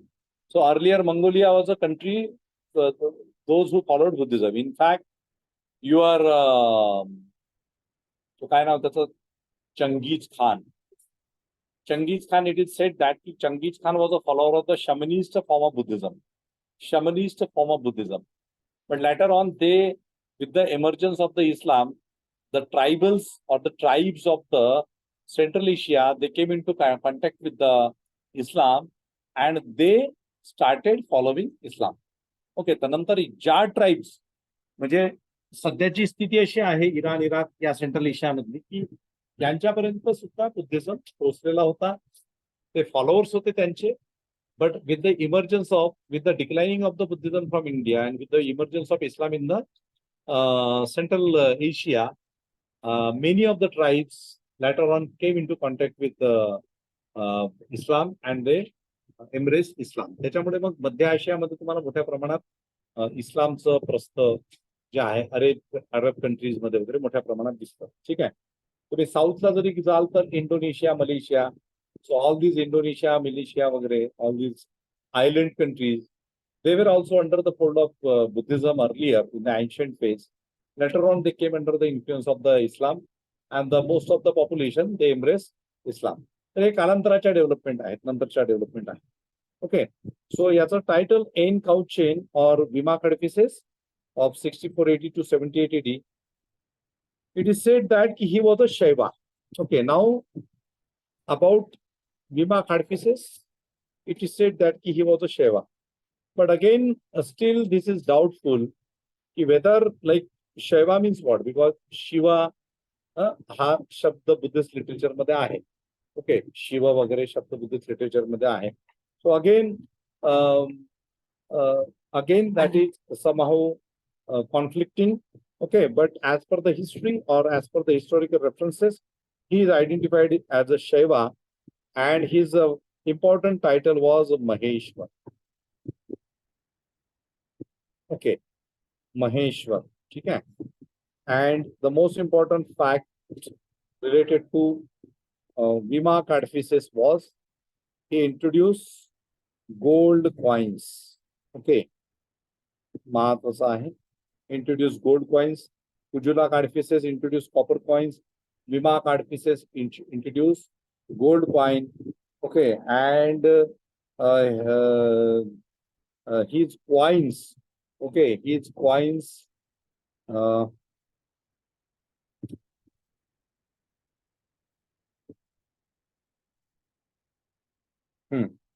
Yeah, he was. It is considered that he was the first king who introduced gold coins in India. Okay, so related to Vima Kadphises, the most important thing is that it is a possibility that he was the first king who introduced gold coins in India. ठीक आहे. कालांतराने gold coins म्हणजे maximum gold coins Greek लोकांनी issue केल्या असं म्हटलं जातं. Okay, and by the time of the Gupta there is a declining in the issuance of the issuing the gold coins. गुप्तांच्या कालखंडामध्ये गोल्ड कॉइन्स कमी कमी होत गेलं. ओके, सो विमा काडफिसेस he issued gold coins and his coins were having the symbols of Nandi. Okay, Nandi, Shiva and trident. Now again, let me tell you again, bull. Nandi means what? Bull. Again, bull is a symbol associated with Buddhism. Trident is a symbol associated with Buddhism. Okay. आता शिवाचं मी तुम्हाला सांगितलेलं आहे reference की Shiva from the ancient period, like during the Indus Valley civilization, there is a still we have found a person sitting in a meditation posture and surrounded by the animals. He is identified as a प्रोटोशिवा. बरोबर. म्हणजे if you consider this 3 symbols, तो नंदी नंदी नंदी म्हणजे काय, तर आता आपण नंदी म्हणतो, but Nandi basically associated with see before the emergence of the images of the Buddha in Buddhism, there started a symbolic worship. Okay, so all the qualities or all the events associated with the life of the Buddha were like worshipped in symbolic form. Okay, so chakra असेल, boule असेल, है ना, elephant असेल, horse असेल, lotus असेल, all these symbols. Okay, all these were the symbol. Even तुम्हाला आता माहिती आहे ते पादुका असतात. पादुका म्हणजे काय, चपलाची पूजा. That is started with the worshipping of the, म्हणजे बुद्धांचे फुटप्रिंट जे आहे त्याची वर्शिपिंग पहिल्यांदा चालू झाली. त्याच्यानंतर मग ती खूप साऱ्या लोकांची चालू झाली. ते पालखी गिलकी पण निघते आजकाल, है ना, बऱ्याचशा ठिकाणी. त्याच्या पादुका चपला, ठीक आहे. But started with the footprints of Buddha. बुद्धांच्या फुटप्रिंटची हे चालू झालं. ठीक आहे. So basically symbolic worship. So symbolic worship associated with the Trident. अच्छा, आता तुम्ही रांगोळी काढली असेल की मी सगळ्यांनी काढली होती ना, स्वस्तिक काढलं होतं, नव्हतं काढलं? अरे आता दिवाळीत रांगोळी काढली की नाही तुम्ही? तू काढली का? हा, तू काढली की नाही? प्रतीक्षाने काढली. स्वस्तिक काढले की नाही? काढले की नाही? काढलं ना? हा, तू काढलं नाही? काढलं. एवढं कशाला घाबरायचं स्वस्तिक काढायला? वा रे वा, चांगली गोष्ट आहे ती. तुम्हाला हे कळतंय का की तुम्ही स्वस्तिक का काढता? अरे तुम्ही स्वस्तिक याच्यासाठी काढता कारण ती तुमची प्राचीन भारतातली परंपरा राहिलेली आहे. दॅट इज, फक्त ते स्वस्तिक घुमवलं हा वेगळा भाग. ते ब्रॅह्मॅनिकल रिॲक्शननी ते स्वस्तिक थोडस वेगळ्या पद्धतीने घुमवलं. ते बुद्धिझमचं जे स्वस्तिक आहे ते वेगळं आहे आणि हे जे घुमवलेलं स्वस्तिक ते वेगळं आहे. But all together why you are drawing swastik? Rangoli का काढता घरासमोर? Because this indicate that your ancestors were the followers of the Buddhism, were the followers of the Buddha's teaching. म्हणून तुम्ही घरावरती घराच्या समोर रांगोळीमध्ये स्वस्तिक काढता. फक्त ते ब्राह्मणिकल रिॲक्शनने ते उलट घुमवलं स्वस्तिक. ते तुम्हाला आता कळत नाही. ते मंगेश बोरकर भेटल्यानंतर थोडंसं कळायला लागतं. तोपर्यंत कळत नाही कारण कोणी सांगत नाही. समजतं, लक्षात येतं. हे तुम्ही उगाचच नाही कळत. हे पिढ्यानी पिढ्या चालू आहे, पण तुम्हाला त्याचा अर्थ कळला नाही कोणी. तुम्हाला माहिती आहे का स्वस्तिकचा अर्थ? मी सांगितला होता मागे की 4 आर्य सत्याचं प्रतीक आहे स्वस्तिक. फक्त ते ब्रॅह्मॅनिकल रिॲक्शन मध्ये ते उलट फिरलं, म्हणजे ते वेगळ्या पद्धतीने. पण तुम्ही काढता की नाही घरासमोर? म्हणजे our ancestors, they were aware about the teachings of the Buddha and symbolism. बघा, सिम्बॉलिझम प्रत्येक ठिकाणी आलं तुमच्या. तुम्ही त्रिरत्नांची पूजा म्हणून ट्रायडंट आलं तुमचं, पण ते नंतर त्याचं स्वरूप बदललं. तुम्हाला माहिती आहे का? तुम्हाला आता माहिती आहे, आता तुम्हाला शिवच नाही समजत. तुम्ही ते महाशिवरात्री करता, पण what is the meaning of Shiva? You fail to understand because कोणी तुम्हाला सांगितलं नाही. राईट? ट्रायडंट तुम्हाला कोणी सांगितलं नाही. हॉर्स, एलिफंट, बुल कशाचे प्रतीक आहेत, लोटस कशाची प्रतीक आहे हे तुम्हाला कोणी सांगितलं नाही. ब्लाइंड फेथ मध्ये तुम्ही ते, आणि त्याच्यात आपला दोष नसतो, त्याच्यात आपल्या आई वडिलांचाही दोष नसतो, त्यांच्याही आई वडिलांचा दोष नसतो, कारण ते चालू असतं without asking question, without raising question. Okay, ना, असं आहे ते. So basically Nandi, Shiva, trident on the coins. अच्छा, त्यावेळेस हे लोक बघा, the monarch during that time ते वेअर, म्हणजे ते काय करायचे, ते हटकून ते कॉइन्स वरती क्वेश्चन काहीतरी सिम्बॉल टाकायचे. जसं आता आपण काय करतो, व्हॉट वी डू, जसं आता central government issue coins in a memory of some great person. Indira Gandhi, Rajiv Gandhi, Babasaheb Ambedkar, Mahatma Gandhi, Vallabhbhai Patel, हा तो हा, ठीक आहे, त्यांच्या ह्याच्यावरती निघतात coins. During that time in the monarchy, coin indicate, means the coin and the symbol on the coin indicate authority. Coin is a very important source of history writing. For the rewriting history, if you are suppose आता जर तुम्ही इकडे गेले कुठेतरी मध्य प्रदेश, महाराष्ट्रात, कोकणामध्ये जर एखादा सोन्याचा हंडा सापडला है ना, तर तो सापडणं मुश्किल आहे, पण समजा सापडला तर त्याच्यावरती आर्किओलॉजिकल वाले काय बघतील की केव्हाचा आहे, त्याचा ते कार्बन डेटिंग काढतील, बघतील की शकांचा आहे, कुशाणांचा आहे, गुप्तांचा आहे, सातवाहनांचा आहे, काय, तर त्याच्यावरती ते चिन्ह शोधतील, चिन्ह दिसते का, काय दिसतं बाबा, है ना. On the basis of that, they will identify that the coin belonged to so and so king during the reign of so and so king. Okay, and he was a follower of so and so sect, so and so religion. Okay, आता काही ठिकाणी जसं अकबराची जर तुम्ही बघितलं, अकबराच्या काही coins आहेत तर त्याच्यावरती तो मला वाटतं तो विणा वाजवताना, विणा की नकारा, नकारा म्हणजे ड्रम प्ले करताना दाखवतो. Okay, so on the basis of that you will find out that the person who is imprinted on that coin, inscribed on that coin, he was a king of those days, name was this, and he was having passion towards music, है ना, तो music मध्ये excellent होता, तो हे करायचा, तो करायचा, किंवा जर काही धार्मिक जर आपल्याला गोष्ट मिळाली तर ते. Okay, so basically coin is important. So during that time in the monarchial system, almost every monarch, he observed this practice of minting the coins, and they followed this tradition of inscribing certain things which is related to their faith. मग आता यांनी कुजुला खडपिसेसनी, विमा खडपिसेसनी काय केलं की त्यांच्या फेथशी associated symbols टाकले तिथं.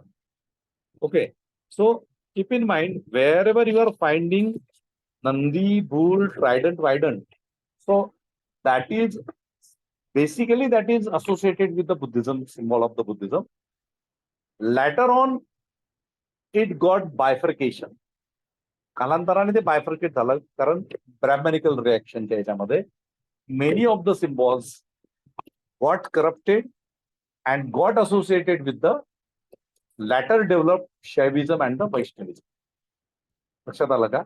Okay, but initially these symbols were associated with the Buddhism. खूप साऱ्या अशा गोष्टी आहेत, प्रचंड अभ्यास कराल तर खूप सारा आहे. Anyway, then the practice of issuing gold coins by the Indian rulers regularly started with him. Okay, so Vima card pieces is important. Why Vima card pieces is important? Because he issued gold coins, and possibly he was the first king to introduce gold coin. And after that, the practice of issuing gold coins by the Indian rulers regularly started with him. So याच्यानंतर पासून मग ते gold coins issue करणं mostly सुरू झालं by the Indian rulers. Okay, then there was Kadphises two. Okay, sorry, there was Kanishka. Okay, there was Kanishka, and Kanishka is very important with respect to examination.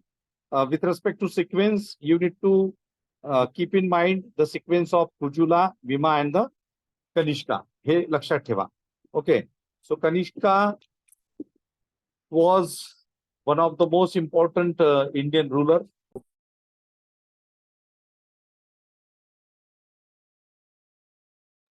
Person who contributed in promotion of the Buddhism. Okay, he was a person who introduced, like, his coronation date or his coronation era is identified as a Shaka era, about which we have already discussed. Okay, and the most important thing related to the Kanishka is fourth and the last Buddhist council. Okay, fourth and the last Buddhist council. But about fourth Buddhist council, there is one very important thing. It is said that this traditionally, this fourth Buddhist council means in examination, if you get a question related to the Buddhist council in India, then the fourth Buddhist council, fourth and the last Buddhist council, which was organized by the Kanishka. So that Buddhist council considered the last Buddhist council, right? But if when it is associated with the Thavirvadins, Thavirwadins. Thavirwadins means Hinianist, or those who are the follower of the Pali literature, Pali language. So that is of Sri Lanka. Okay. That fourth Buddhist council of the Thavirwadins or the Hinianists that held in the Sri Lanka during the period of Raja अभयगामिनी असं काहीतरी त्याचं नाव होतं. King अभयगामिनी. Okay, असं काहीतरी त्याचं नाव आहे.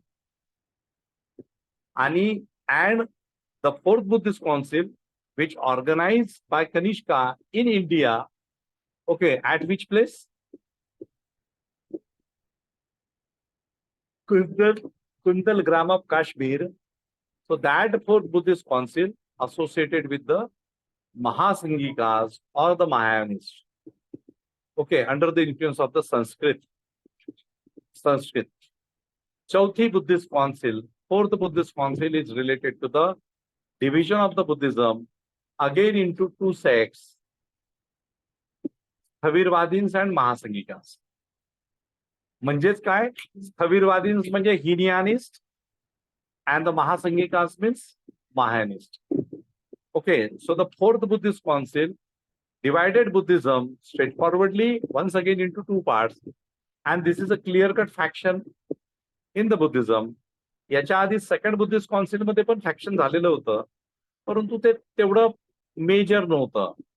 हे major झालं चौथ्या बुद्धिस्ट काउन्सिल पासून. Right from the from the fourth Buddhist council, we can see that the people in India, okay, or the Buddhism got divided into two sections or the two sects.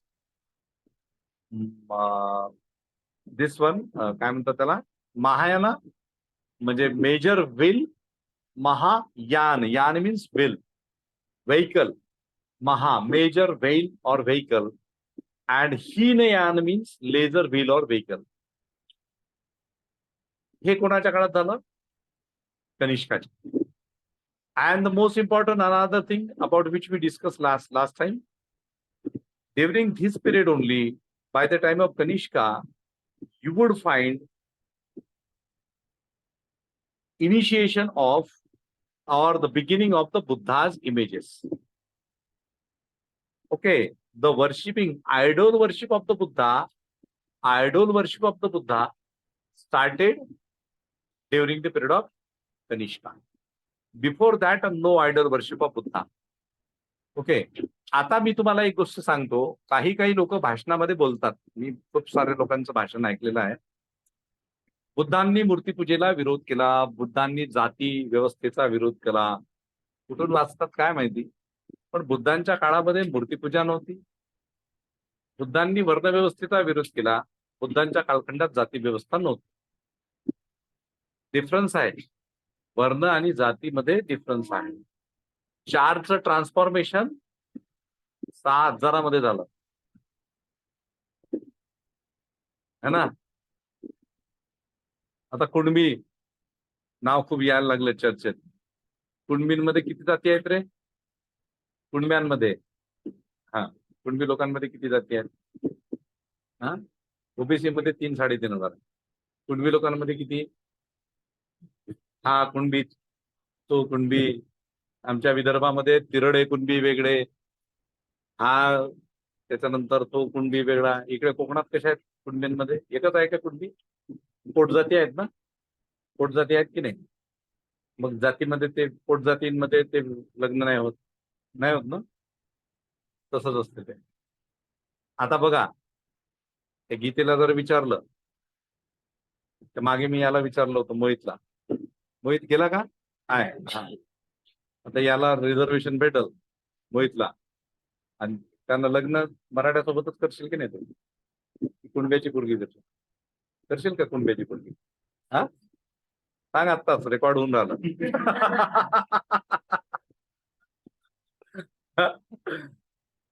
भानगडी आहे की नाही?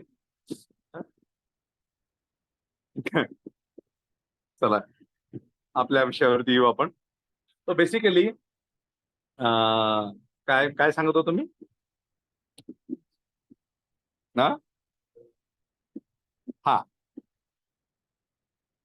So वर्ण जाती हा वेगळा आहे, ट्रान्सफॉर्मेशन ते वेगळं होत गेलं. ओके, सो बुद्धांच्या कालखंडामध्ये like during the period of the Buddha there was varna system, but Buddha like after so many years of Buddha there is a emergence of the jatis. ठीक आहे. Idol worship. So during the time of Buddha there was no idol, there was no idol worship, and the idol worship started with the worshipping of the Buddha's image. ओके, मला जगभरातलं तर माहिती नाही, परंतु with respect to idol worship the first image, the image worshipping in India started with the image worship of Buddha. Okay, तर बुद्धांनी image वर्शिपिंगला विरोध नाही केला, कारण त्यांच्या वेळेस इमेज वर्शिपिंग नव्हतंच. ओके, परंतु इमेज वर्शिपिंग सुरू करून झाली बुद्धांच्या इमेज पासून. कुठल्या सेक्टमध्ये सुरू झाली? महायानामध्ये सुरू झाली. बिकॉज महायानिस्टनी काय केलं, व्हॉट महायानिस्ट डीड, महायानिस्ट म्हणजे जसं कसं असते की बाबा suppose if you are following some person, okay, if you are having some ideal. आता आपण एवढे सगळे फोटो लावले, का लावले? तर आपल्याला वाटतं की बाबा आपल्या यांच्यासोबत अटॅचमेंट आहे, आयडिओलॉजिकल अटॅचमेंट, आयडिओलॉजिकल, राईट? हा, सो आयडिओलॉजिकल अटॅचमेंट आहे म्हणून आपण हे फोटो सगळे लावले की चला यांची आयडिओलॉजी आपल्याला वाटतं की यांनी चांगले लोक होते, चांगलं काम केलं म्हणून आपण सगळ्यांचे फोटो लावले, बरोबर? तर त्यावेळेस त्या महायानिस्ट लोकांना असं वाटलं की there should be some image, one should give some image form to Buddha. Image form दिला. आता त्यांना परत असं वाटलं की आता बुद्ध आहे, मग यांची इमेज वर्शिपिंग झाली पाहिजे. Worshipping, okay, so worshipping start. हिनयानामध्ये काय होतं की no image worshipping but symbolism was there. Symbolism, elephant symbol of Buddha. Why elephant symbol of Buddha? Because elephant महामायेच्या स्वप्नामध्ये आला होता. बोधिसत्व सुमेध म्हणतात त्याला, की मी तुझ्या खुशीमध्ये प्रवेश करतो आणि मी जन्म घेतो म्हणून, असं ते आहे, स्टोरी आहे. सो एलिफंट, व्हाईट एलिफंट, म्हणून तुम्हाला बुद्धिस्ट आर्किटेक्चरमध्ये प्रत्येक ठिकाणी एलिफंट दिसतो, हॉर्स दिसतं, लोटस दिसतं, खूप साऱ्या गोष्टी आहेत. म्हणजे एखाद्या जर समजा पुरातन ठिकाणी गेला आणि तिथे समजा बुद्धांच्या इमेजचं विद्रुपी करून जर दुसरं काही इमेज जर ठेवली असेल, अनेक ठिकाणी आहे, तर तुम्हाला ओळखाल कसं की हे विहार होतं, स्तूप होतं म्हणून? ते बाकीचे जे सैनिक आहेत की नाही, एलिफंट, हॉर्स, लोटस, कमळ, चक्र, त्याच्यावरून सहज ओळखता येतं की हे this was a vihara converted into some another religious institution. ठीक आहे. म्हणून अनेक ठिकाणी मोठ्या मोठ्या इमेजेस दिसतात तुम्हाला भारतातल्या, स्टँडिंग इमेजेस. हे काळं फासलेलं असतं, मध्येच मग ते काहीतरी पांढरं रंगवलेलं असतं, है ना, मध्येच काहीतरी असं असं असं असं केलेलं असतं. जाऊन बघा बालाजी गिलाजी, सगळं दिसतं तुम्हाला, है ना, आहे ते. Okay, so that is a conversion, transformation of the images Buddha. So basically what happen की Mahayanist they started image worshipping of the Buddha. Okay, त्यांचं एक हे की बाबा आवर ग्रॅटिट्यूड टुवर्ड्स बुद्धा, की बुद्धांची टीचिंग है ना, बुद्धांना आपण मानतो, तर मग हे करा. तर त्यांनी सुरू केलं ते. But the Hinayanist they were very much staunch related to the symbolic worship of Buddha. Okay, they never wanted to adopt Buddha in the form of images. But later on what happened? The promotion of the Mahayanism increased and the Hinyanism decreased. Okay, Hinayana was dominant in the southern part of India and Mahayana was dominating in the northern part of India. Now in the 21st century, if you go to the Sri Lanka and the rest of the nations of the Southeast Asia, then you would find everywhere there is a Mahayanism. कारण काय की image worshipping आहे, बुद्धांच्या images सगळीकडेच आहे, बरोबर. पण still symbolic worshipping is there. म्हणजे महायानिझमचं डॉमिनन्स आहे आणि हिनियानिझम सबऑर्डिनेट पोझिशनला. लक्षात आलं का? So this particular phase started during the period of Kanishka. कनिष्काच्या पिरियडमध्ये हे चालू झालं, मोठ्या प्रमाणात चालू झालं. And then Sanskrit became the language of the Mahayanism. Sanskrit became the language of the Mahayanism. Why Sanskrit became the language of the Mahayanism? Because by that time, again, Buddhism was a religion which was having upper hand as compared to the Brahmanical religion. And many of the Brahmins, intellectual Brahmins, they entered into the Sangha, they become the monks, and then they established their dominance on Mahayanism. Okay, but at the same time, we need to identify, or we need to take into consideration the great work done by these monks. Basically, they were the Brahmins by birth, but as a monks, their contribution is great for the promotion of the Buddhism. त्याच्यामध्ये अश्वघोषाचं तुम्ही नाव घेऊ शकता. बरेचसे असे लोक होते, नागार्जुन वगैरे, शून्यताचा ज्यांनी हे केला. So there where so many people, those people, they contributed greatly in the promotion of the Brahmanism, in the promotion of the Buddhism. But later on, we can see that again corrupted practices started. Okay, म्हणजे सुरुवातीच्या पिरियडमध्ये जे intellectual Brahmins होते, जे बौद्ध भिक्षू झाले, त्यांनी बुद्धिस्ट लिटरेचर मोठ्या प्रमाणात निर्माण केलं. ते प्रामाणिक होते. ओके, बघा कसं असते की माणूस हा मूलतः काय म्हणतो त्याला आपण, की तो आपण जन्माला आल्याबरोबर आपण अंधविश्वासू नसतो, किंवा आपण कर्मकांडवादी नसतो, किंवा आपण खूप वैज्ञानिक नसतो. जसं जसं आपलं नर्चरिंग होतं तसं तसं आपण बनत जातो. Right. Basically your birth in specific varna, that is not your fault, or in specific jati, that is not your fault. But later on, if you are understanding this is a reality, this is a true knowledge, and if you are adopting that knowledge, so definitely you can contribute, or you can give your excellent, okay, in that specific with respect to that specific sect or the religion or whatever ideology. So that happened in with respect to Buddhism, म्हणजे during the period of the Buddha also and after the period of the Buddha also. म्हणजे बुद्धांच्या कालखंडामध्ये सुद्धा बुद्धांचे कितीतरी ब्राह्मण डिसायपल्स होते. Those they became the monks, okay, and they reach at a very higher position. सगळ्याच वर्णांचे लोक होते आफ्टरवर्ड सुद्धा, कारण ती टीचिंग तशी होती म्हणून, बरोबर. But later on what happened, few people with a specific polluted mindset, they entered into the Sangha, and then they were responsible for the declining of the Buddhism. ठीक आहे. म्हणजे बुद्धिझमच्या डिक्लाइनिंगचं कारण काय, तर त्याच्यासाठी नंतर जसं आपण आता संपेल आपला एन्शंट, तर त्यावेळेस मी त्याच्याबद्दल डिस्कशन करेल. Okay. So basically, Kanishka organized this fourth Buddhist council, and this fourth Buddhist council related to the under the dominance of the Mahayanists, right? हिनयानाच्या संदर्भातली fourth Buddhist council Raja अभयगामिनी, okay, of Sri Lanka, which is associated with the हिनयाना, okay, Pali, under the influence of the Pali. पण त्याच्यावरती प्रश्न येत नाही. Okay, ते माहिती पण नाही कोणाला, तुम्हाला कोणी सांगणार पण नाही ते राजा अभयगामिनीची. ठीक आहे. Fourth Buddhist council traditionally in the Indian history, first Buddhist council immediately after the death of the Buddha. Okay, second Buddhist council during the period of Kala Ashok, third Buddhist council during the period of Ashoka, and fourth Buddhist council during the period of Kanishka. ठीक आहे. तर कनिष्काची Buddhist council महत्वाची आहे. And in this Buddhist council you can find there were important personalities. So there was Vasumitra, okay, the president was Vasumitra, and the vice president was Ashwaghosh. Okay, and Vibhasha Shastra जे आहे, so that Vibhasha Shastra was compiled during his period. ठीक आहे. त्याच्यानंतर याच्यामध्ये आणखी काही महत्वाच्या गोष्टी आहे. The capital of the Kanishka, that is Purushpur, which is Peshawar, now known as Peshawar, that is in Pakistan. And he introduced Shakaira in 78 AD. So hereafter, keep in mind that whatever event you are celebrating in Maharashtra as a Marathi New Year, so as such there is no history of that Marathi New Year. Okay, त्याचा काही इतिहास नाहीये. शालिवान शक ह्या कुठं होऊन गेला नेमका ते काही माहिती नाही.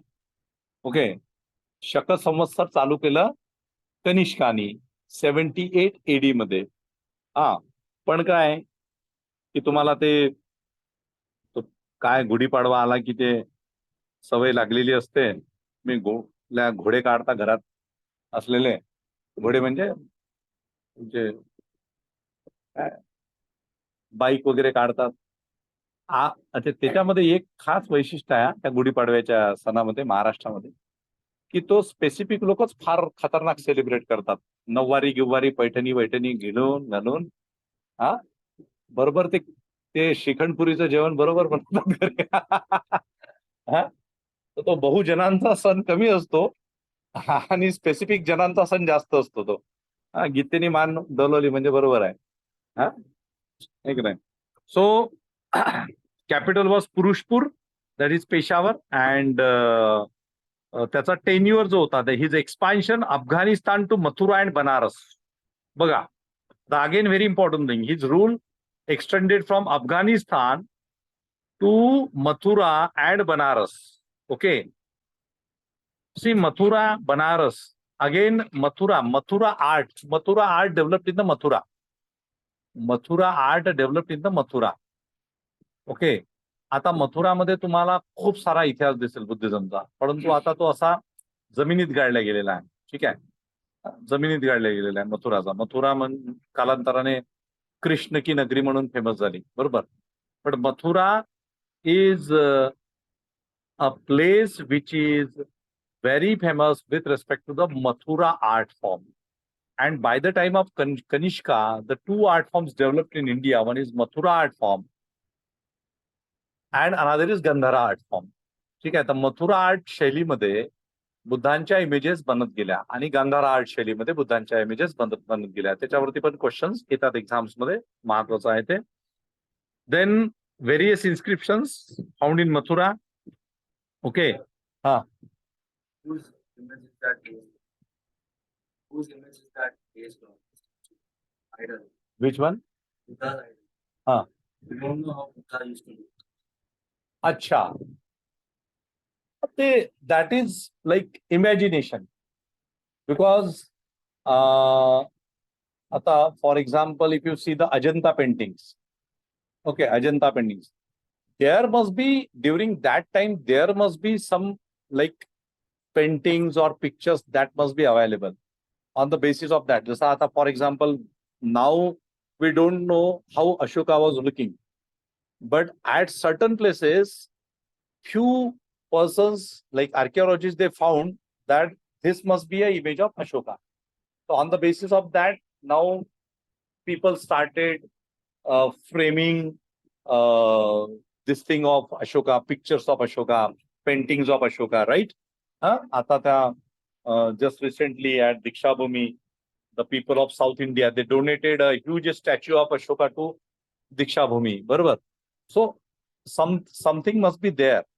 And basically, the statues of the Buddha means when the art of this developed, like caves, okay, that developed. So basically, all the followers of Buddha, monks, so their main focus was on meditation.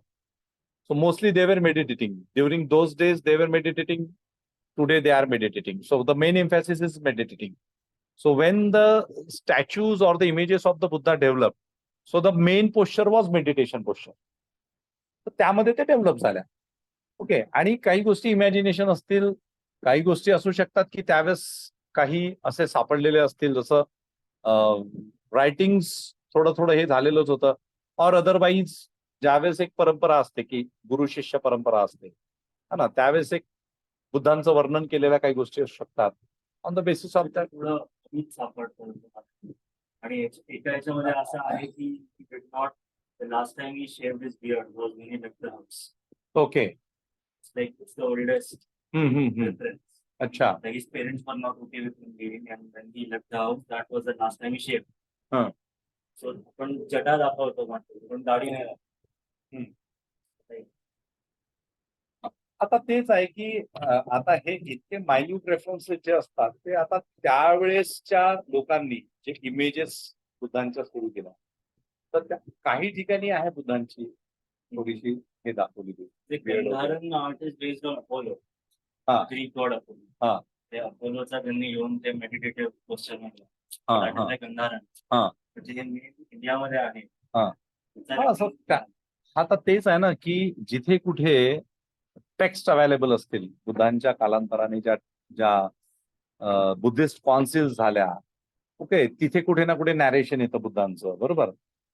आणि जे tradition जे होतं ना एक succession असते की त्यावेळेसचे monks ते एकमेकांना आपण सांगतो ना की असं असं असं असं होतं असा बुद्ध पुरुष असतील on the basis of that त्याच्या बेसिसवरती त्या मेडिटेशन्स किंवा कसं होतं की बुद्धांच्या बद्दल बऱ्याचशा गोष्टी लिखित स्वरूपाच्या होत्या एन्शंट लिटरेचरमध्ये. त्याच्या बेसिसवरती आता बुद्धांच्या कसं आहे की बुद्धांची एकच इमेज नाही होत. मेडिटेशनची पोस्चर तर ठीक आहे पण चालताना पण मेडिटेशनची पण आहे ओके. त्याच्यानंतर मुद्रा आहेत बुद्धांच्या मुद्रा आहेत वेगवेगळ्या मुद्रा आहेत. सो त्या मुद्रांवरती कसं की खूप सारं लिटरेचर आहे. There is Indian literature, there is a Sri Lankan literature, there is a Chinese literature. याच्यावरती ते होत गेलं. आता इमेज मध्ये आणखी एक डिफरन्स तुम्हाला आढळतो की if you observe the Buddha of the China so ते असते swastika is there but the Buddha of the China the image the face of the Buddha of the China is like Chinese people because they perceived Buddha in with their this thing okay their perception is different.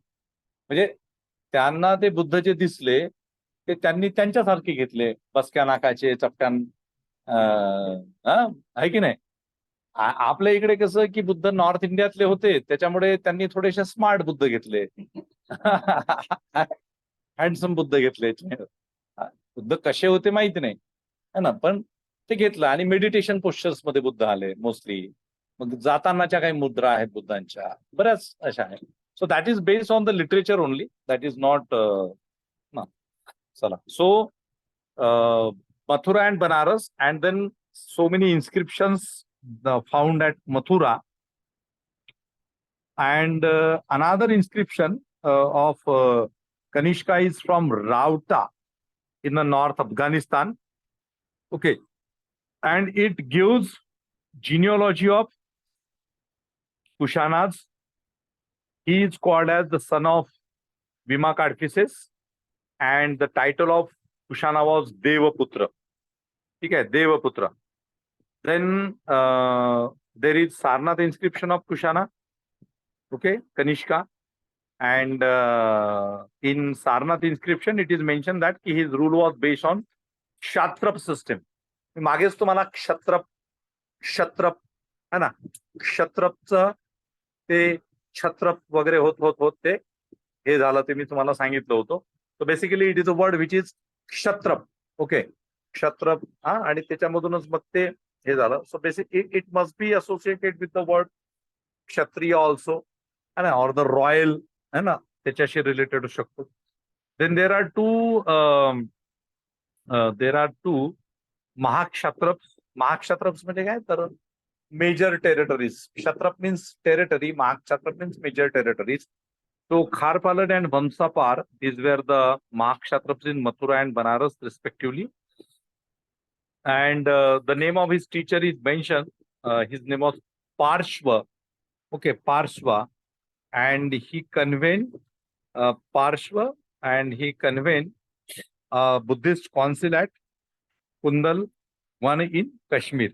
Okay, the president was Vasubhitra and the vice president was Ashwaghosh. Okay, so Ashwaghosh is a very important personality.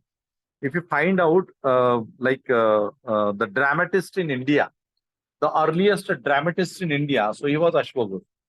म्हणजे भारतातील आता आणखी काही लोकांचं नाव घेतलं जातं परंतु अश्वघोष हा एक खूप जबरदस्त नाटककार म्हणून समजण्यात येतो. अश्वघोष म्युझिशियन ठीक आहे, संगीतकार, नाटककार अश्वघोषाला म्हटलं येतं आणि लेखक कवी सुद्धा. ठीक आहे. Then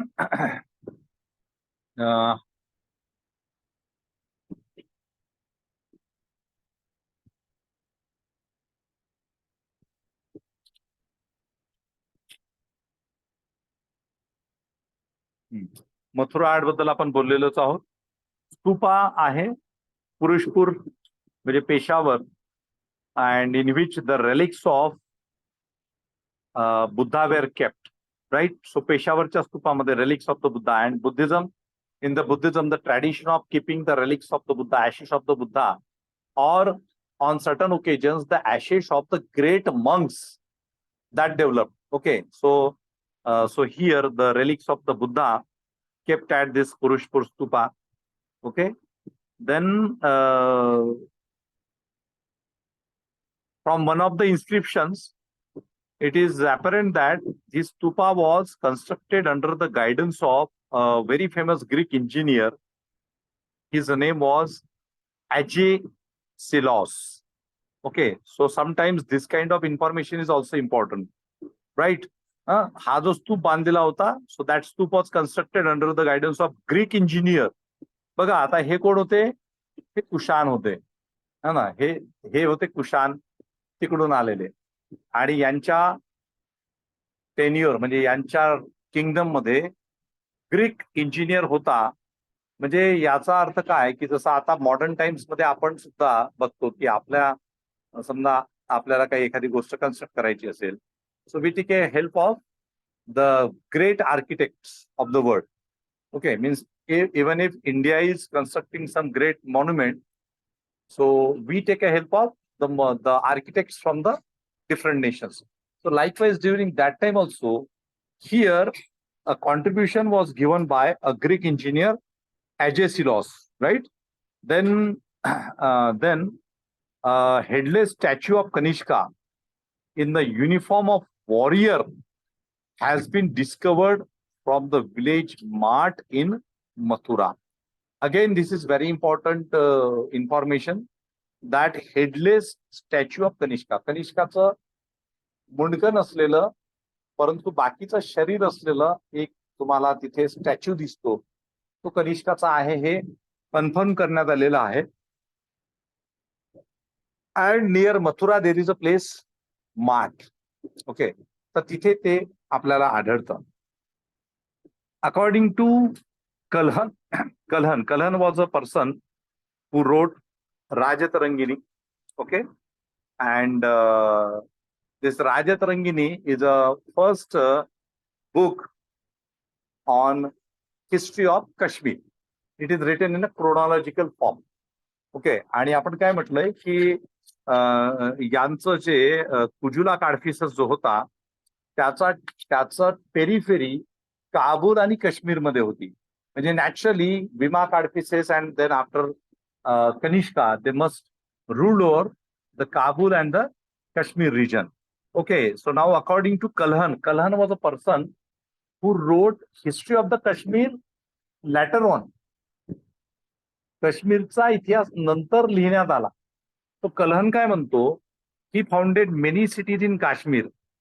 okay, he means Kushana founded many cities in Kashmir, and the city of Kanishkapur was founded by him.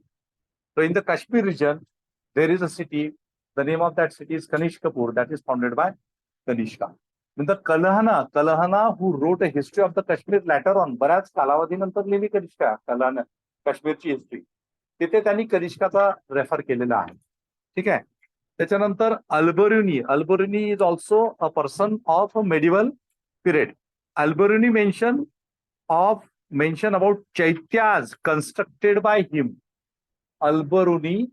अल्बरुनीने मेन्शन केलेलं आहे की कनिष्काने चैत्य निर्माण केले. चैत्य मी तुम्हाला सांगितलं होतं, चिता आणि चैत्यगृह, चैत्यभूमी, मुंबईमध्ये चैत्यभूमी आहे, बरोबर.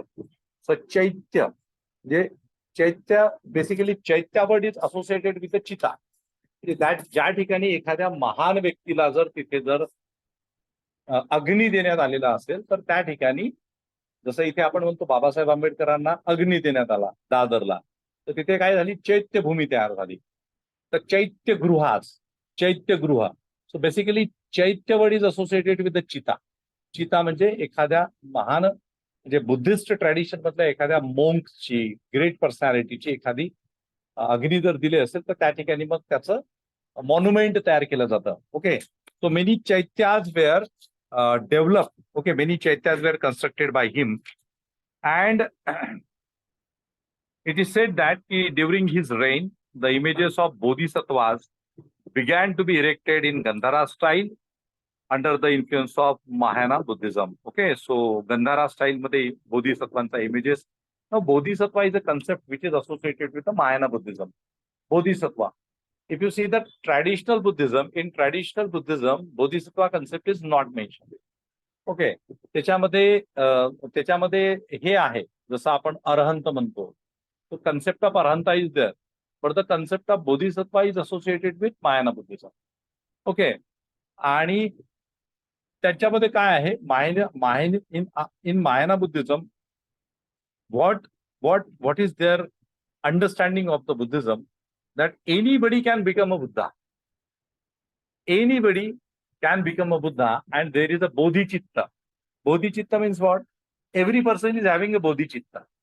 You need to cultivate that bodhicitta, and once you cultivate that bodhicitta, you can become a Buddha. You can attain that specific supreme position in your life. पण ते काही UPSC किंवा MPSC क्वालिफाय करण्यासारखी गोष्ट नाहीये. खूप अभ्यास केला झाले ते तर कोणीही बनू शकतं. म्हणजे बुद्ध खूप मोठी गोष्ट झाली, तुम्ही इमॅजिन नाही करू शकत, त्याच्या पलीकडची गोष्ट झाली. तुम्ही ह्युमन बिईंग बनणं हीच खूप मोठी अचिव्हमेंट असते तुमच्या लाईफमध्ये. समजलं का? तुम्ही ह्युमन बिईंग बनणं हे जरी तुम्हाला बनता आलं तरी खूप मोठी गोष्ट झाली गणेश. हा, समजलं का? तर तुम्ही का हसले? त्याला आता मला खूप दिवसानंतर आठवण आली तिथे. हा, तोही नाराज झाला असता आज नाव नसते घेतलं त्याचं. तर बेसिकली हवा पाहिजे असेल तर फॅन लाव गणेश. हा, तुझ्यासाठीच लावला तो मी. So bodhicitta. So in Mahayanism, they have cultivated this concept of anybody can become a Buddha, but becoming a Buddha is very difficult task. Okay, ती फार मोठी गोष्ट आहे, फार फार वेगळी गोष्ट आहे ती. हिनयानामध्ये काय झालं की Hinayanism restricted Hinayanism, and that's why there developed the concept of Bodhisattva. म्हणजे बोधिसत्वाचा कन्सेप्ट काय? A person who is in that flow of Buddhahood. Okay, a person who is in the flow of Buddhahood. म्हणजे तो व्यक्ती बोधिसत्व झाला म्हणजे आता तो कालांतराने बुद्ध होणार. ओके, इथे कन्सेप्ट काय? अरहंत ऑलमोस्ट सेमच. ओके, दोघांचा कन्सेप्ट तो सेम आहे, खूप जायची गरज नाही. म्हणजे अरहंत सुद्धा स्टेज काय आहे बुद्धिझम मधली की before Buddhahood, before the attainment of Buddhahood you would attain a stage of arahant. म्हणजे when, like after the death of Buddha, the first council, okay, first Buddhist council convened, and it is said that in the first Buddhist council, immediately after the death of Buddha, it was attended by 499 Arahant monks. Okay, and the last Arahant monk was Ananda. म्हणजे आनंदाला ती Buddhist council चालू होण्याच्या आधीपर्यंत अरहंत पद प्राप्त झालं नव्हतं. तो एकदम चिंता हे होत केला, पण कालांतराने तो थोडा रिलॅक्स झाला आणि मग आनंदाला अरहंत पद मिळालं असं सांगितलं जातं. So 500 monks, those 500 monks who attended that first Buddhist council, they were all arhant. आता या फिलॉसॉफिकल कन्सेप्ट आहेत, या थोड्याशा वेगळ्या कन्सेप्ट आहेत, स्पिरिच्युअलिटीशी असोसिएटेड आहे. तुम्हाला त्या कन्सेप्ट मध्ये जायची काही गरज नाही, फक्त लक्षात घ्या. Okay, so Mahayanism this during his time, means during the period of the Kanishka, the concept of the bodhisattva evolved in the Mahayanism and the images of the bodhisattva started.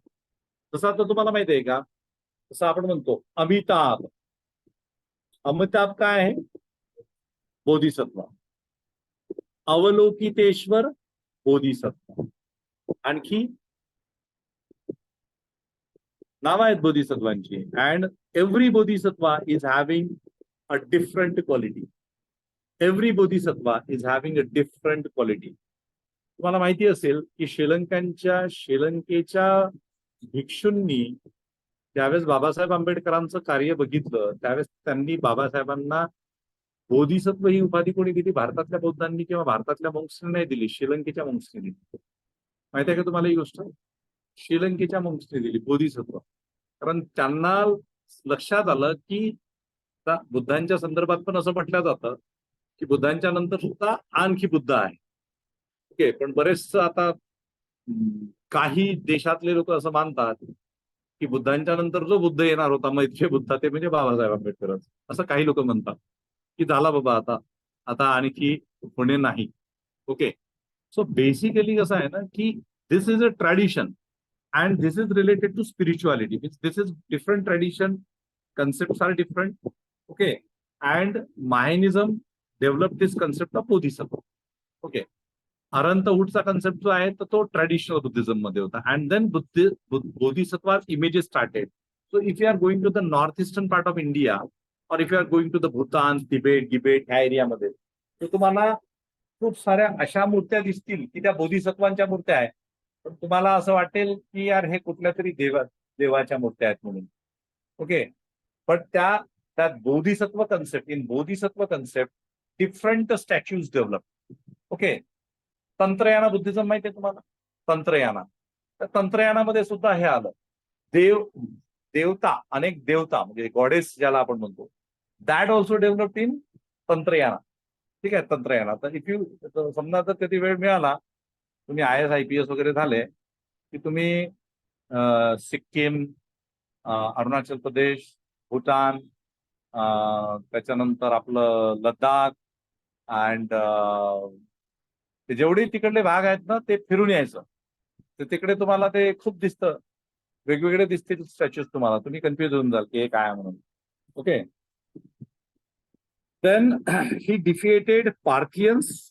Okay, and fought war against the Chinese king also, established control over Saket and Patliputra also. Okay, and during his campaign against Patliputra, he met Ashwaghosh. Okay, so Ashwaghosh, who was vice president of the Fourth Buddhist Council, so he met with Ashwaghosh at Patliputra during his campaign. The important persons associated with the Kanishka's court were Nagarjun, Charak, not Charvak, Charak. Okay, Nagarjun, Charak, Mathur. Okay, Mathur was a great diplomat. All these persons, they were associated with the Kanishka. Okay, so Nagarjun, you must have heard the name of Nagarjun. Nagarjun, after the name of Nagarjun, there is a place in the South India which is called as Nagarjun Konda. Okay, आता हा नागार्जुन कुठे होता? इथे होता. नागार्जुन कोंडा कुठे आहे? South मध्ये. तुम्हाला हे बघावं लागेल की हा नागार्जुन आणि तो नागार्जुन सेमच आहे का? हा, पण बुद्धिस्ट मोंक ची एक वैशिष्ट्य काय होतं की बुद्धिस्ट मोंक साऊथ मध्ये जन्माला यायचा, नॉर्थ मध्ये प्रचार करायचा, नॉर्थ मध्ये जन्माला यायचा, साऊथ मध्ये प्रचार करायचा, भारतात जन्माला यायचे, चायनात प्रचार करायचे. कारण ते बुद्धांनी सांगितलं होतं की चरक भिक्खवे चारिकम बहुजन हिताय बहुजन सुखाय लोकानुकंपाय. म्हणजे भिक्षूंनो फक्त चालत राहा, जिथे वाट मिळेल तिथे चालत राहा. Okay, so basically because of this only you can find that की the people their birth place was north India, they died in south India. कारण ते कसं की भिक्षूला घर नसतं. If he is a true monk. आता संन्यासी माहिती आहे तुम्हाला? संन्यासी, खरा संन्यासी कुणाला म्हणायचं की ज्याला घर नसतं. त्या घर नसतं, त्याला दार नसतं, त्याच्या हातात भिक्षापात्र असते आणि ते पैसे गिशे काही जमा करत नाही. तर आता आपल्या इकडे संन्यासाचं वेगळंच काम आहे. तर आपल्या इकडे संन्यासी राजकारणातही आहे, अर्थकारणातही आहे, धंदे आहेत त्यांचे मोठे मोठे. संन्यासी काय नाही करत आजकाल. संन्यासी आजकाल सगळंच करतात. संन्यासी रेप केस मध्ये पकडले जातात. हा ना, खूप खतरनाक संन्यासी आहेत आपल्या इकडे. ते ट्रॅडिशन ते संपलं ते tradition. But it is expected that if a person adopted any sort of asceticism, any sort of, means this is immaterial, that a person associated with Buddhism or Jainism or whatever so-called Hinduism or Christianity or Islam, if he is ascetic, he should follow that true spirit of asceticism. आणि तो true spirit of ऍसेटिझम काय सांगतो, आता फकीर बनतो आपण, ना फकीर शब्द आला मराठीमध्ये, हिंदीमध्ये फकीर. फकीर म्हणजे काय, फकीरचा अर्थ काय होतो, म्हणजे बाबा हमारे पास कुछ भी नहीं. आता काही काही लोक आपले राजकीय लोक म्हणतात की मैं तो फकीर हूँ, मैं तो झोला लेके आया हूँ, झोला लेके आया हूँ, आपके हाथ में झोला दूंगा, आप भी फकीरी करना. हा ना, असे पण आपल्या इकडे काही काही लोक आहेत. तर बेसिकली फकीर काय, तर तेच आहे की ऍसेटिक हा फकीर असतो. ओके, तो त्याला जेवढं आवश्यक असतं तेवढंच. सुफिझम डेव्हलप झाला आपल्या देशामध्ये मध्ययुगीन कालखंडामध्ये. So there were great Sufis. Okay, you can not underestimate the contribution of few persons. There were great saints in India, there were great Sufis in India. Okay, because see यांची जात किंवा धर्म नसतो. जो संत असतो, जो पीर असतो, जो सुफी असतो, जो मोंक असतो, याचा जात किंवा धर्म नसते, कारण त्यांनी सगळं सोडून दिलेलं असतं. Okay, they work in a constructive manner to strengthen the humanistic society. Okay, based on the principles of equality, based on the principles of compassion, humanity वगैरे वगैरे वगैरे. ओके, पण ते कसं असतं की कालांतराने मग त्यांचे फॉलोअर्स तयार झाले की फॉलोअर्स सगळं काम बिघडून टाकतात. फॉलोअर्स भंडारा चालू करतात, फॉलोअर्स आणखी काही काय काय चालू करतात, आणि मग ते फॉलोअर्सचं अर्थकारण वेगळं सुरू होतं. यांनी आयुष्यात पैसा जमा केलेला नसतो आणि यांचे फॉलोअर्स काय करतात, नोट छापण्याचंच काम करतात, आणि नोट देण्याचं काम कोण करतं, आपण करतो. हा ना, त्याच्यामुळे कुठेही बिना कामाचं पैसे गिशे देत जाऊ नका. तुमच्याकडे पैसे यायला लागले की ते पैसे स्वतःच्या मुलांच्या शिक्षणावरती खर्च करायचे, आणि तुमच्या पोरांच्या गरजा पुरल्या की जर बाकीचे गरजू पोरं असतील तर त्यांच्या शिक्षणावरती खर्च करायचे. बाकी एकही पैसा कुठल्याही रिलिजियस इन्स्टिट्यूशनला दान नाही दिला तरी चालतो. बरोबर आहे की नाही प्रतीक? हा हा, तू IAS झाल्यानंतर भेटशील मला. मी तुला 2 पोरं देईल, त्यांना अडॉप्ट करायचं आणि त्यांचा पूर्ण खर्च करायचा. हा हा, दत्ता तू पण. हा काय, हा, नाहीतर म्हणशील बस सर माझीच बारी आहेत म्हणशील. हा, असं नाही करायचं. Okay, anyway, so Nagarjuna Charak must be knowing Charak is associated with Charak Samhita, आयुर्वेदामधली, बरोबर, चरक.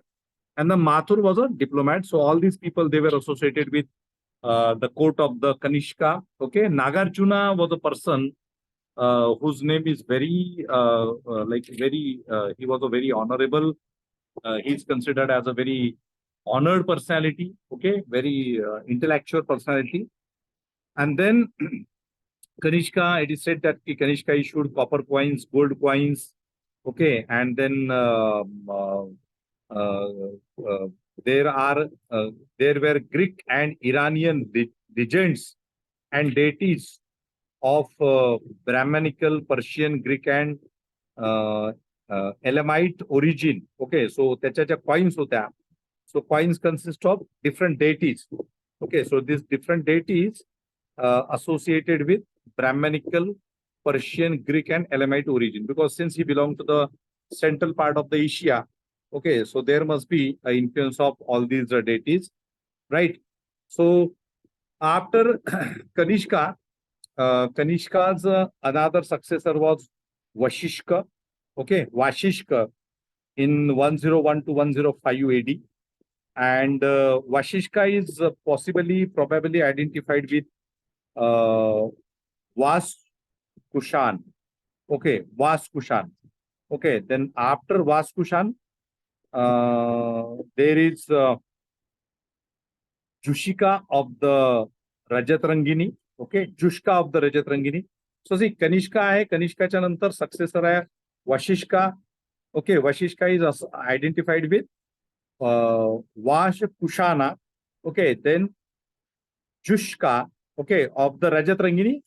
Jushka, the name of Jushka is mentioned in Rajat Rangini of Kalhan. Okay, and it is said that he was the founder of Jushkapura. Okay, Jushkapura identified with the modern Zukar near Srinagar. Okay, and then Vashishka was succeeded by Huvishka. Okay, so Huvishka founded Huvishkapur, or another name of Huvishkapur is Jushukapur or Ushkur, okay, or Jukur.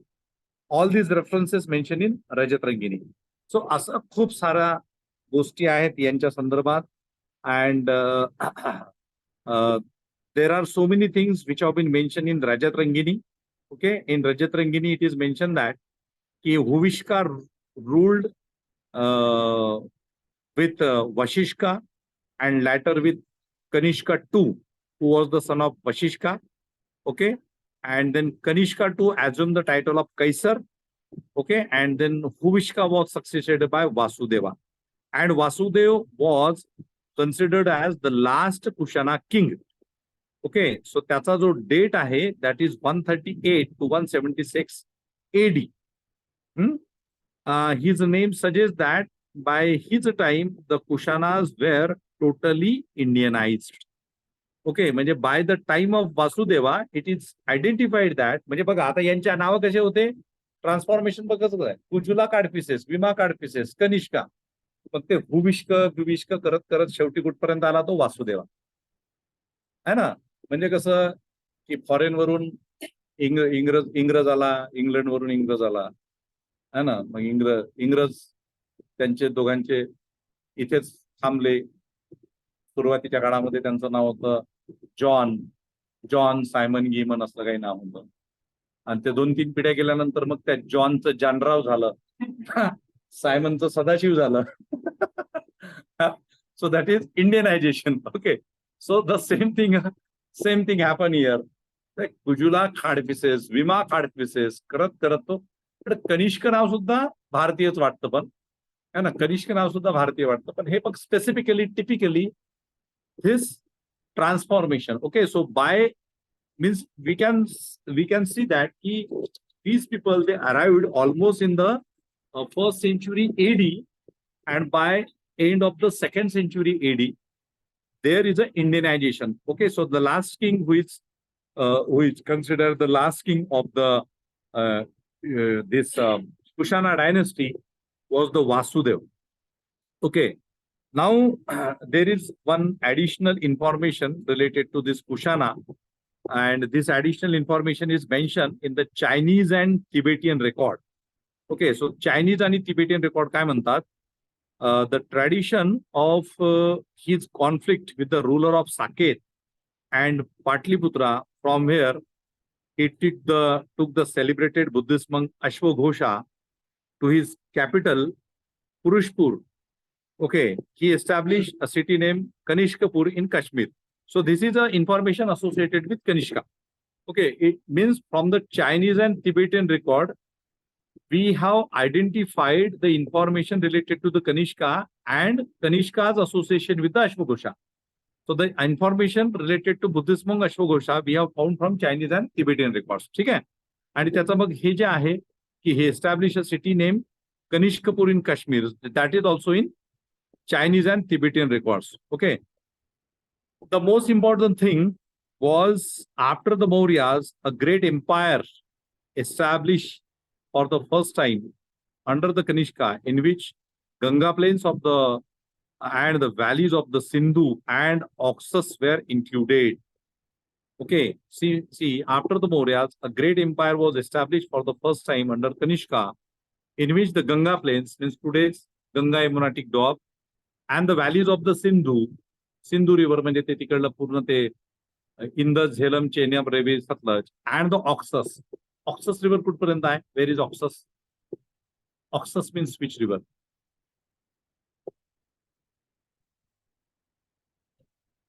अमुदरियाला connect करतो. म्हणजे तिकडे आहे. I think that is in रशियाचा खालचा जो portion आहे ना त्या साईडला ऑक्सस. बघा बरं गुगलमध्ये ऑक्सस. ऑक्सस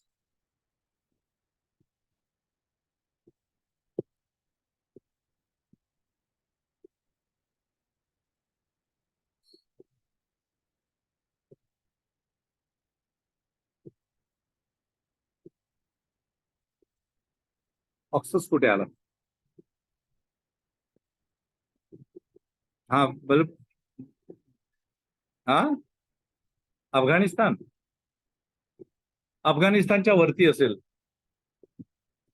है ना. तो जो कझाकस्तान, तिग्रिस्तान, कझाकस्तान वगैरे जो पोर्शन आहे तो पोर्शन आहे तो ऑक्ससवाला. ओके. सो म्हणजे ह्यूज एम्पायर, म्हणजे टुडेज पाकिस्तान, टुडेज अफगाणिस्तान, त्याच्यावरचा पोर्शन, एवढं मोठं त्याचं एक चांगलं साम्राज्य होतं. And it is also identified that की he was a worshipper of Shiva. And on his coins there was a Shiva and bull. Okay, coins वरती होतं. After Vasudev, Kushana history is not clear. We found Kanishka 3 and Vasudeva 2 from the coins issued by them. After Vasudeva 2, the Kushana empire disintegrated completely, and independent republics like Yaudheyas, Kunindas and Malwas emerged in the North India, and also Nagas, Bharashivas in the north. Okay, so वेगवेगळ्या dynasties develop झाल्या. जसं सातवाहनांचं disintegration झालं. After the disintegration of the Satavahanas there were so many different dynasties developed. So likewise, after the disintegration of the Kushanas, so many different dynasties developed in the northwestern part and in the northern India. Okay, so now see, you may get a question like, see these Yaudeyas, okay, the dynasty Yaudeya, Kunindas, Malwas, हे तुम्हाला माहिती पाहिजे की Yaudeyas developed after the disintegration of the Kushana empire. In the northern India, Nagas and the Bharashivas, they developed after the disintegration of the Kushana empire. Okay. आता हे कसं डिसइंटिग्रेशन काय प्रकार असतो की wherever there is a declining of major empire, okay, like for example in the modern history also, after the downfall of the Mughals, you can find independent states emerge in the northern part of India and in the southern part of India. कारण मुघलांचा rule north to south होता. Aurangzeb was the last important monarch, last important Badshah. And with the death of the Aurangzeb, a fighting for succession started among his own sons. Okay, and then after that, the influential nobles at the court of the Delhi and at regional places, they took the advantage of this situation. And what happened? The influential personalities in every region, they took the advantage of this situation and they declared themselves independent. So the same thing must be happen over here also. After the downfall of the Mauryas, after the downfall of the Shatvanas, after the downfall of the हे राहतच हे. म्हणजे you can interlink, if you want to identify the current politics. आत्ताचं राजकारण आणि monarchy जर तुम्ही लक्षात घेतली ना तर काहीच बदललं नाही. लक्षात घ्या. म्हणजे एक काँग्रेस सारखा पक्ष खूप मोठा होता. डिक्लाइनिंग फेज सुरू झाली. अर्धी काँग्रेस भारतीय जनता पार्टीत केली. जिधर दम उधर हम. एक मोठं एम्पायर होतं. त्याचा मोठा एक राजा होता, बादशाह होता. तो खतम झाला. त्याच्यानंतर त्याचे जे चिल्ले पिल्ले होते ते काही एवढे स्ट्रॉंग नव्हते. मग ते छोटे रिजन वाल्यांनी काय घेतलं, त्यांनी स्वतःचे इंडिपेंडंट डिक्लेअर केले. सेम आहे आता. During that time since there was a monarchy, so the influential people in specific regions, they declare their own independent states. Why so many independent states or so many kingdoms developed in India? So the reason is this kind of disintegration of a great power. लक्षात आलं का? हे असं. आता काय होतं की प्रत्येक जण पॉलिटिकल पार्टी काढत नाही, कारण त्याच्यासाठी खूप मेहनत लागते. तो शेत नांगरण केव्हा, त्याच्यात ते पिकं बियाणे टाकल केव्हा, पाऊस पडल केव्हा आणि पीक उगवल केव्हा, एवढी वाट कोण बघणार आहे बाबा? जी पार्टी आहे, जिस तरफ हवा का रुख है उसी तरफ हमें चलना है. तर ते काँग्रेस असो की भारतीय जनता पार्टी असो की मग कालांतराने बहुजन समाज पार्टी असो की आपल्या रामदास साहेबांची आरपीआय असो. कोणी सांगाव की रामदास साहेब एक दिवस सगळ्यांनाच आपल्या ह्याच्यात घेतील, असंही असतं ते. ओके, त्याच्यामुळे काय झालं की during that time the disintegration, and because of the disintegration there is a independent states. Okay, emergence of the independent states in India. Okay, so this is all about Kushanas. Okay, this is all about Kushanas, very important. And we already discussed Satavahanas. ठीक आहे, Satavahanas आपण discuss केलेलं होतं.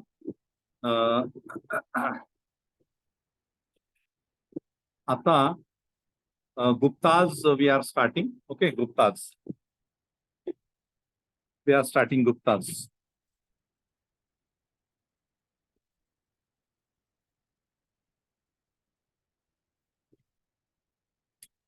दोन मिनिटाचा break घ्या. 2-3 मिनिटाचा break घ्या. After that we are starting Guptas.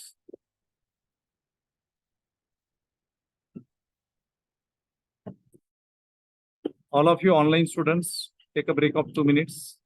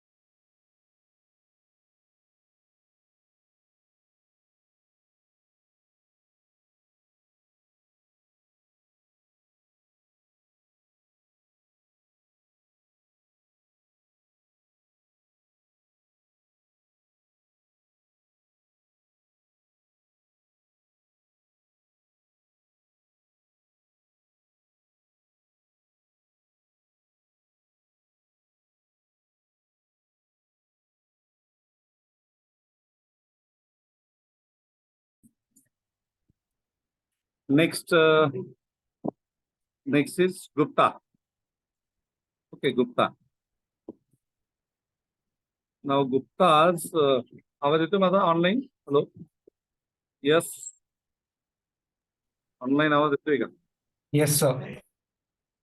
So Guptas are basically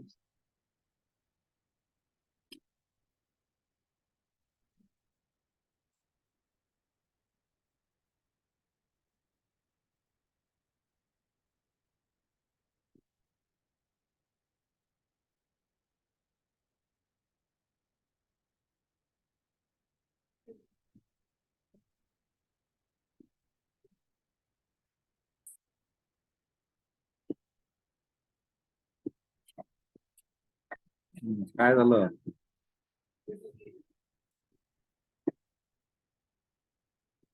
Okay, so Guptas, Gitte, Guptas.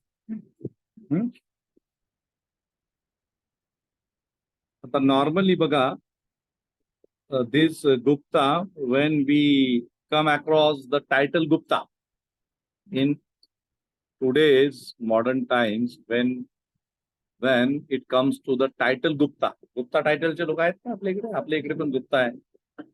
So basically they are not Kshatriyas. Okay, as per the Varna order system, they are not Kshatriyas. They belong to Vaishya Varna. Mostly they are associated with the business persons, okay, or the business professions, okay.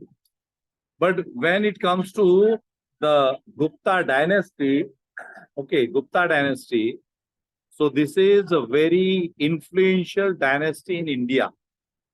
It is said that after the downfall of the Mauryas,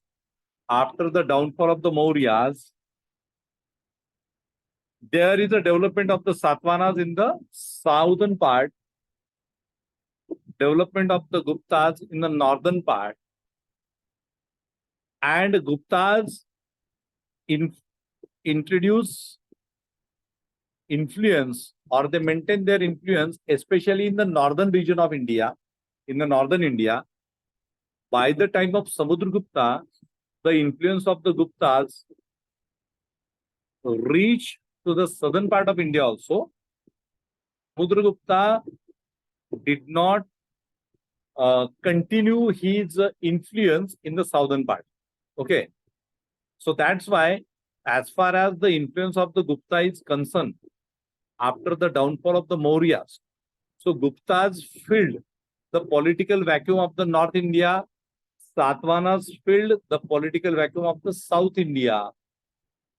But no dynasty of the ancient India filled the entire political vacuum at the same time of North and the South India together. Political vacuum means what? राजकीय पोकळी. Political vacuum म्हणजे काय? राजकीय पोकळी. म्हणजे काय की Mauryas were the great emperor, they were the great warriors, so they maintained their hegemony from north to south India, Their downfall started. After their downfall, emergence of the Shungas, Kanvas, Satavahanas. But Satavahanas never reached to the north part of India. Means they reach up to the Malwa, but not to the extended northern portion like Uttar Pradesh, Bihar. Okay, that never happened. Guptas, only during the period of Samudragupta organized a campaign of the South India also, and he won the South Indian territories also. But he failed to establish his hegemony over the South India. He focused on northern India. So ultimately what is happening, hegemony means त्याचा जो power आहे, त्याचा जो ताकद आहे, okay, त्याची जी ज्याला आपण म्हणू शकतो की एक हाती म्हणजे तुमचं छत्र निर्माण करणं, दॅट इज हेजेमनी. तुमची मोनोपली निर्माण करणे, एकाधिकारशाही, that is hegemony. Okay, so basically only Mauryas were the ruler of ancient India who were having their political, cultural hegemony from north to south. Okay. Afterwards, Gupta filled the political vacuum of the north. राजकीय पोकळी उत्तरेची गुप्तांनी भरून काढली, दक्षिणेची सातवाहनांनी भरून काढली. आणि मग छोटे छोटे छोटे छोटे पॉकेट्स जे निर्माण झाले त्या ठिकाणी हे छोटे छोटे छोटे छोटे राजे तयार झाले. ओके, छोटे छोटे राजे. ठीक आहे. So now let us come to the Gupta की when they developed. Basically, the history of the Gupta starts with almost from 4th century AD. Okay, or somehow prior to that. Okay, somehow prior to that. The first important person of this Gupta dynasty, त्याचं नाव आपण सांगत असतो. त्याचं नावच होतं Gupta. Okay. The founder of the dynasty was a person whose name was Gupta. ज्या व्यक्तीने Gupta dynasty form केली त्याचं नावच काय होतं? Gupta. Okay, many of the dynasties form in India and those dynasties form after the name of some person. जसं मी तुम्हाला मागे बोललो होतो, बहामनी डायनेस्टी. आय थिंक बोलता बोलता बहामन शाह, हसन गंगू बहामनी, हसन गंगू बहामनी, बहामन शाह. ठीक आहे. आता ते मेडिवल मध्ये बघायचं आहे आपल्याला. देन विजयनगर एम्पायर आहे की नाही. त्याच्यामध्ये डिफरंट डायनेस्टीज आहे. All the different dynasties after the name of the persons. Okay, after the name of the persons. So basically different dynasties in Indian history और after the name of person, specific person. त्याचं नाव हे होतं म्हणून त्या डायनेस्टीचं नाव ते. So simply here the name of the dynasty was Gupta because the person who founded that dynasty, his name was Gupta. त्याचं नाव होतं गुप्ता. त्याचं टायटल होतं महाराज. ओके. अँड महाराज काय इंडिकेट करतं की महाराज म्हणजे छोटा किंग होता तो. महाराज according to those days indicate, according to those days description, it means a lower king, a lower grade king. Okay, or a minor राजा, छोटा किंग. ठीक आहे. And he was having a small territory in the area of region of Magad. Then he was also identified with Maharaja Chilikitu. Okay, again this was a question for examination. Chilikitu. Okay, that is Sri Gupta. Sri Gupta, Chilikitu, that is Sri Gupta. And according to Itsing, now who was Itsing? So Itsing was a Chinese person who arrived in India, after the downfall of the Harshavardhan. Okay, means there was a Huanstung. Okay, first was Paiyan. Okay, during the period of Guptas. Then during the period of Harsha, there was Huanstung. And after the downfall of the Harsha, almost in the 7th century AD, 8th century AD, there was the arrival of the Itsing. So these were the three great Chinese persons who arrived in India to study the Buddhism. Okay, to study the Buddhism. And while visiting to different places in India, they came across so many findings, so many things related to culture, related to society, related to monarchy, related to this and that. Okay, so Itsing ने म्हटलेलं आहे की this Chilikitu, that is Sri Gupta, he built a temple near Mrigashikha 1 for some pious Chinese pilgrims. Okay, त्यांनी असं म्हटलेलं आहे की हा जो श्रीगुप्त जो होता, जो मगधच्या आसपासच्या टेरिटरीमध्ये राहायचा, ज्यांनी तिथे छोटस एक आपलं राज्य निर्माण केलेलं होतं, त्यांनी चायनीज लोकांसाठी, पायस चायनीज पिलिग्रिम्स म्हणजे काय, तर जे म्हणजे जे हे होते पायस म्हणजे जे पिलिग्रिम्स हे होते काय, व्हिजिट करणारे लोक जे होते, तीर्थयात्री म्हणूया आपण त्यांना. आता हे जे तीर्थयात्री जे होते, they were arriving in India even during those days. Okay, means Paiyan came first, then Yuan Sing came, and then Itzing came, and then many people came. The tradition of coming of the people started. So it is identified that he built a temple near Mrigashikavan for some pious Chinese pilgrims. आता हे मृगशिकावन कुठे असायला पाहिजे तर सारनाथमध्ये. सारनाथमध्ये. आणि सारनाथमध्ये काय आहे? स्तूप आहे. Sarnath was a place where Buddha delivered his first sermon. So right from the ancient period, many of the people across the world, they keep on coming and visiting to Sarnath. Okay, to the many places which were associated with the Buddha. See, the tradition started during the period of Ashoka. I have told you that Ashoka started the concept of the Dhamma Yatras. अशोकाने खूप साऱ्या गोष्टी सुरू केल्या. त्याचं विकृतीकरण नंतरच्या काळात झालं आणि ते विकृतीकरण आपण फॉलो करतोय कारण आपण सांस्कृतिक दृष्ट्या भरकटलेले लोक आहोत. भारतीय समाज हा सांस्कृतिक दृष्ट्या 100% भरकटलेला आहे. आपण कुठं भरकटलो याचं ज्ञान आपल्याला नाहीये कारण आपण वाचन करत नाही, पण आपण निश्चितपणे भरकटलेलो आहोत. पण जे काही आपण आता फॉलो करतो त्याचं ओरिजिन हे अशोकाच्या काळामध्ये अनेक ज्या अशोकाने गोष्टी सुरू केल्या रिलेटेड टू बुद्धिझम त्याच्यामध्ये आहे. मग त्यांनी धम्मयात्रा सुरू केल्या आणि तुम्ही यात्रा सुरू केल्या. त्यांनी अहिंसेचा प्रचार केला, तुम्ही तिथे जाऊन बोकडं कापता, आहे की नाही? म्हणजे कसं आहे की this is a history of revolution versus counter revolution. This is very simple thing. म्हणजे if you are having a very what you can say very neutral mindset and mindset of a researcher, then you will easily identify this thing. म्हणजे महात्मा फुल्यांनी जसं म्हटलं ना की सत्यशोधक, महात्मा फुल्यांनी सत्यशोधक समाजाची स्थापना का केली? पण महात्मा फुल्यांना माहिती होतं की भारतातले लोक हे सांस्कृतिक दृष्ट्या भरकटलेले आहेत आणि सांस्कृतिक प्रदूषण झालेलं आहे, म्हणून त्यांनी सत्यशोधक समाजाची, उगाचच नाव नाही दिलं. सकाळी आठवलं महात्मा फुल्यांना, हा चला काय नाव द्यायचं आपल्या ऑर्गनायझेशनचं? सत्यशोधक समाज. हा आहे की नाही? ते उगाचच नाही केलं, ते काम करत होते ना. ओके, काम करत होते ते. सो याच्यातून बघा तुम्हाला लक्षात येतं की मृगशिका वनासाठी आता पायस चायनीज पिलिग्रिम्स भारतात कशाला येतील?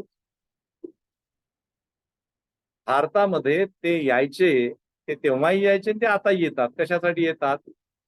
भारतात कुठलाही एशियाटिक जर व्यक्ती आला, चायना, जपान, कोरिया, मलेशिया वगैरे वगैरे वरून, तर तो पहिला सरळ जातो आणि बुद्ध घ्यायला जातो. कारण त्यांच्या दृष्टिकोनातून भारत हा बुद्धांचा देश आहे. त्याच्यामुळे ते मोठ्या प्रमाणात डोनेशन्स पण देतात. तुमचं सरकार त्या डोनेशनचं काय करतं ते त्यांनाच माहिती. हा ओके. आणि किती मोठ्या मोठ्या संस्था आहेत. काही लोकांनी पिक्चरही काढले. आता रिसेंटली एक कॉन्ट्रोवर्शियल पिक्चर आला होता, तो असाच बुद्धांच्या नावावरती डोनेशन घेऊन पिक्चर बनवला. कॉन्ट्रोवर्शियल, माहिती आहे का तुम्हाला? बुद्धांच्या नावाने ऑर्गनायझेशन बनवली, डोनेशन्स घेतले बुद्धांचं काम करण्यासाठी म्हणून भारतात, आणि पिक्चर बनवला काश्मीर फाईल्स. माहिती आहे का तुम्हाला? हा माहिती आहे? नाही माहिती? झोपेतच राहा, झोपते रहो. हा झोपते रहो. हा असं खतरनाक काम चालू आहे. काहीच माहिती नाही तुम्हाला? बहुत खतरनाक काम चालू आहे बाबा. त्याच्यासाठी त्या एबीपी माझाला बघावं लागते. उघडा डोळे बघा नीट. एनिवे, तर ते कशाला यायचे? तर ते काही इथे भारतामध्ये कंचे खेळायला नाही यायचे. चला बाबा तिकडे जाऊन हे करू. कंचे माहिती आहे तुम्हाला? हा, ते यायचे इथे because they were having respect towards Buddha. So they were visiting to the land of Buddha, and Itzing is mentioning this thing that Sri Gupta built a temple near Mrigashika Vana for some pious Chinese pilgrim. म्हणजे जे आता इथे temple शब्द वापरलेला आहे, परंतु या period मध्ये टेम्पलची कन्सेप्ट आलेली नव्हती. ओके, या पिरियड मध्ये, या गुप्ताच्या पिरियड मध्ये टेम्पलची कन्सेप्ट नव्हती. टेम्पलची जी कन्सेप्ट आहे ही गुप्तांच्याच पिरियड मधली आहे, परंतु ती नंतरच्या काळामधली आहे. ती साधारणतः 5th century AD पासून टेम्पलची कन्सेप्ट आहे. Okay, so for the sake of word they have use word temple. So it must be a vihara. Okay, it must be a vihara, it must be a centre for the pilgrimage, those who are associated with the Buddhism. Then Gupta was succeeded by his son Ghatotkacha. हा जो गुप्त होता त्याच्या एका पोराचं नाव होतं घटोत्कच.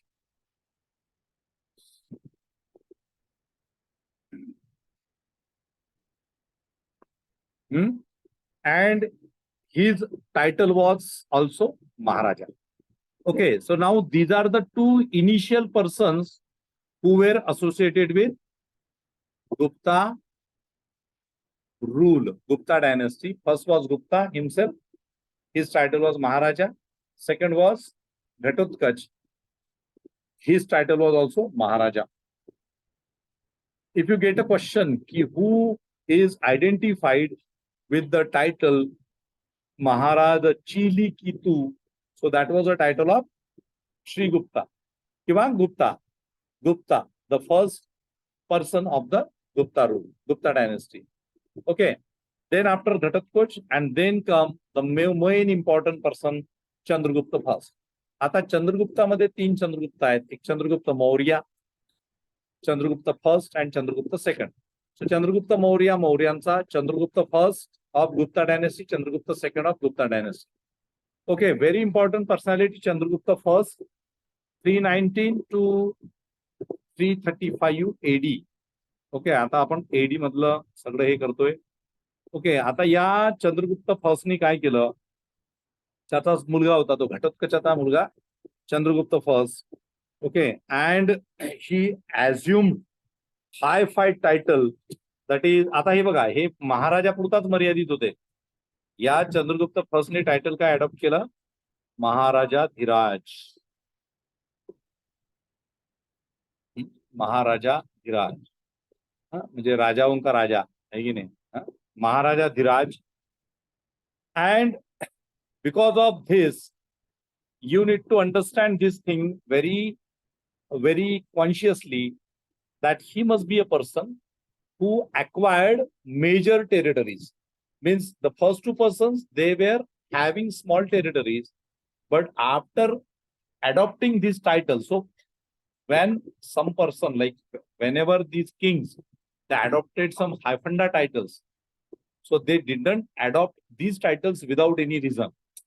म्हणजे तो महाराजा, आता तो महाराजाधिराज बनला असेल, त्यांनी तेवढं एक्सपान्शन केलेलं असेल, म्हणूनच त्यांनी ते टायटल अडॉप्ट केलं है ना. म्हणजे जिथे त्याचं समजा एकच शहर ताब्यात असेल तर त्याच्या ताब्यात 10 शहरं आली असतील, 10 नगरं आली असतील. Okay, so that's why he adopted the title of Maharajadhiraj, and that's why he is identified as the first monarch to raise the power and the prestige of the Gupta dynasty. Okay, so the first important information related to Chandragupta first was his title was Maharajadiraj. It must be, it means that he must be a first person or the first monarch of this dynasty who expanded his territory. ज्यांनी त्याची टेरिटरीचं expansion केलेलं असेल. Okay, आता त्याचं जे marriage होतं, that marriage is very important. Again, on many occasions you can see question related to this very important fact. So his marriage with the Lichavi princess. Okay, Lichavi, बघा आपण बुद्धांच्या वेळेला पण डिस्कस केलेलं होतं लिच्छवी डायनेस्टी है ना. आता लिच्छवी प्रिन्सेस म्हणजे काय, तर she was a girl who belong to Lichchhavi dynasty, right. Lichchhavi आपण बुद्धांच्या वेळेस डिस्कस केलं होतं. काय होतं ते, what was that Lichchhavi we discuss no. हा, Bhagwan Mahavira belong to Lichchhavi clan. Bhagwan Mahavira belong to Lichchhavi clan. Lichchhavay, Bhagwan महावीरांना म्हणतात Lichchhavay, Vaishaliya, Lichchhavi belong to the Lichchhavi clan. ठीक आहे.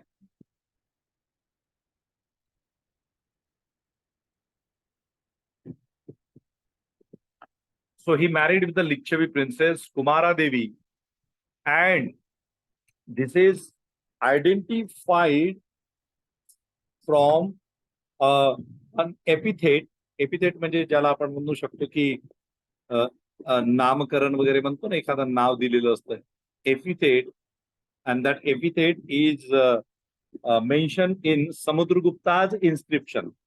समुद्रगुप्त कोण होता? चंद्रगुप्त पहिल्याचा पोरगा. समुद्रगुप्ताच्या इन्स्क्रिप्शन मध्ये, शिलालेख मध्ये एक एपिथेट आहे, म्हणजे एक नाव आहे. What is that? Lichchhavi Dauhitra. Lichchhavi Dauhitra. Okay, the epithet, the epithet is Lichchhavi Dauhitra. Okay, which is applied to Samudragupta in inscription. Okay, Lichavi Dahitra applied to Samudragupta in inscription. So this Lichavi Dahitra is associated with the Samudragupta. म्हणजे लिच्छवी पासून उत्पन्न झालेला Samudragupta. Okay, कारण त्याच्या आईचं नाव Kumaradevi. Okay, so Chandragupta first marriage with Kumaradevi. Kumaradevi was a Lichchhavi princess, and out of that marriage, like after that wedlock, there is a birth of Samudragupta. So Lichavi Dahitra is associated with Samudragupta in inscriptions. You can get a question, which of the following title or epithet is associated with the Samudragupta in Samudragupta's inscription or in inscription. So Lichavi Dahitra, or Lichavi Dahitra is associated with whom? To Samudragupta. Okay, or consider the following statement. Which of the following statement is are true? असा प्रश्न येऊ शकतो तुम्हाला. First statement, Chandragupta first, a Gupta ruler, Chandragupta first, he married with the Lichavi princess Kumara Devi. Second statement, Samudragupta born to this wedlock, and Lichavi Dahitra is a terminology associated with Samudragupta. Both the statements are true. समजलं? अशा पद्धतीचे analytical, थोडेसे analytical आहे, but fact based analysis आहे. Analysis पण on the basis of fact. Okay, so this kind of question is possible in examination. Okay, then the marriage is also attested by some gold coins which bear on the obverse the standing figure of the king offering a ring, bracelet to his spouse with the legends Chandra or Chandragupta on the right, and on the left Kumara Devi or Shri Kumara Devi. Okay, तर आता बघा, इथे जे marriage झालं होतं तर त्यावेळेस gold coins issue केलेल्या होत्या. So initially Gupta issued gold coins, but by the last phase of the Guptas, you would find that the gold coins disappeared and rest of the coins of the different metals that were started by the Guptas. You can get a question related to the economy of the Guptas. Initially, the economy of the Gupta was sound because they issued gold coins, but later on, the gold coins were replaced by other coins, other metal coins. सोनं, आज सुद्धा सोनं हे तुमच्या संपन्नतेचं लक्षण असतं, है ना? ज्याच्याकडे जास्त सोनं तो माणूस कंपॅरेटिव्हली श्रीमंत, गर्भश्रीमंत समजला जातो, आहे की नाही? सो म्हणजे तुम्ही समजा लोखंडाच्या अंगठ्या घालायला लागल्या हातामध्ये, लोखंडाच्या अंगठ्या आणि सोन्याच्या. काही काही लोकांना सवय असते, आपल्या इकडे बरेचसे कार्यकर्ते आहेत, गड्यात सोन्याच्या चेन, ह्या बोटात 5, या बोटात 5, 6वं बोट नाहीये, बरं झालं, नाही तर 6व्या बोटात घातली, एवढं सोनं घालतात. खास करून तर इकडे खूप दिसतात, मुंबई साईडला वगैरे. सो सोन्यासारखे माणसं असतात, खूप सोनं असतं त्यांच्याकडे, है ना? So basically during that time also the gold coins, okay, so gold indicating economy. Again there is a question in examination that initially the economy of the Gupta was sound and the economy of the Gupta seems to decline in the latter phase. Okay, so on the basis of what? Initially they issued gold coins, later on they started issuing the coins other than the gold. सुरुवातीला त्यांनी सोन्याचे शिक्के हे केले, नंतरच्या काळामध्ये सोन्याचे शिक्केच नाही त्यांनी हे केले, इंट्रोड्यूस केले.